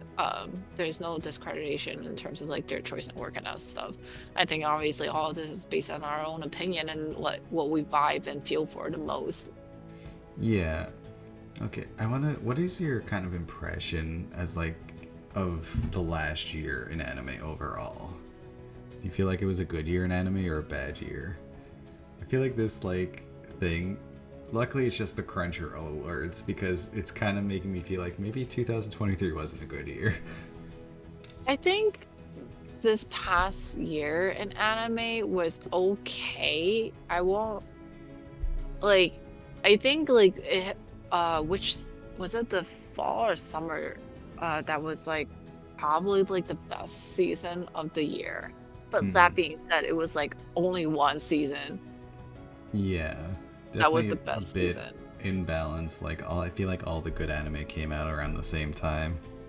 So like in like if we were to look back a little bit, right? So fall 2023 is I guess they didn't include fall 2023 because like Spy Family season 2 was on here. Yeah, I don't know when the cutoff would have been I because think they yeah, have Spy to. Family season 2. I think it has to be from summer because summer ends towards the fall. Okay, so it's a little bit of like a staggered thing. because then the fall season starts late fall, and then and it finishes by like December-ish. Yeah, so I guess that might be too late. Yeah, because summer had JJK season 2, and it also has Bleach. Mm-hmm. And it also had Blue the Stray Dog is never freaking on their list. Like, and it's like a Crunchyroll like anime. Wait, really? Yeah, you can watch it on Crunchyroll. When did it come out? Was that fall? No, it's summer. It's like came out along with like JJK and Mashuko Tensei and Bleach That's crazy. and Horimiya. That's crazy. Who makes these? That's what I'm saying. Like, that's why these and Zom 100 and for summer 2023 they have like a good good set of animes that came out. Mm-hmm. And honestly, this is why I'm just like it's always the same shit over and over again. Like, I love Bungo Stray Dog. Like, it's such a interesting and fun ride to me. Like, Alright, so the anime of the year other than Vinland Saga and JuJutsu Kaisen was not here. maybe it's not. I would have to look elsewhere. back. Yeah, I would have to look back on everything. I'm surprised they didn't put what is this one called? The one with a bunch of Rent a Girlfriend. I'm surprised they didn't put that on the list. What? I guess that should I guess that should have been like romance or something. Yeah. Actually, there weren't that many isekais on here either, so that's good. Keep it up. They should have put the one with the freaking vending machine, I guess. Oh. I guess they could have. Well, yeah, like I think a lot of there's always like it's been just so much anime to try to keep up with, right? And then like it's really hard to do so. Oh, spring 2023 we had Ocean Okoi, Demon Slayer, Skip to Loafer, Dr. Stone, which was not on the list at all. Dr. Stone is not, yeah. And then Heavenly Delusion series. It is also a continuing series. Are these all on Crunchyroll? Yes. That's crazy. Heavenly Delusion on Disney Plus, remember? Oh yeah. Who's making this? Who's making this list? I don't know, man. It's like if I made a list with only this shit I've seen. Psycho Pass Season 1, Anime of the Year. But I mean, even like, I think what is this one called? Fly Me to the Moon, which is like a romance anime. I thought it was very cute. It's pretty cute, and it's not considered even like in the romance category. But this is why I never like take Crunchyroll's like award stuff very seriously. Well, we took it seriously for 3 hours, so wasn't that fun? I feel like I'm dead inside now. All right, well that's gonna be the one brain cell podcast for this week. Been a pleasure having you. Oh, here's a year of good anime. Hopefully, yeah. You want to say goodbye? Oh, there. Okay, there it goes. Bye bye.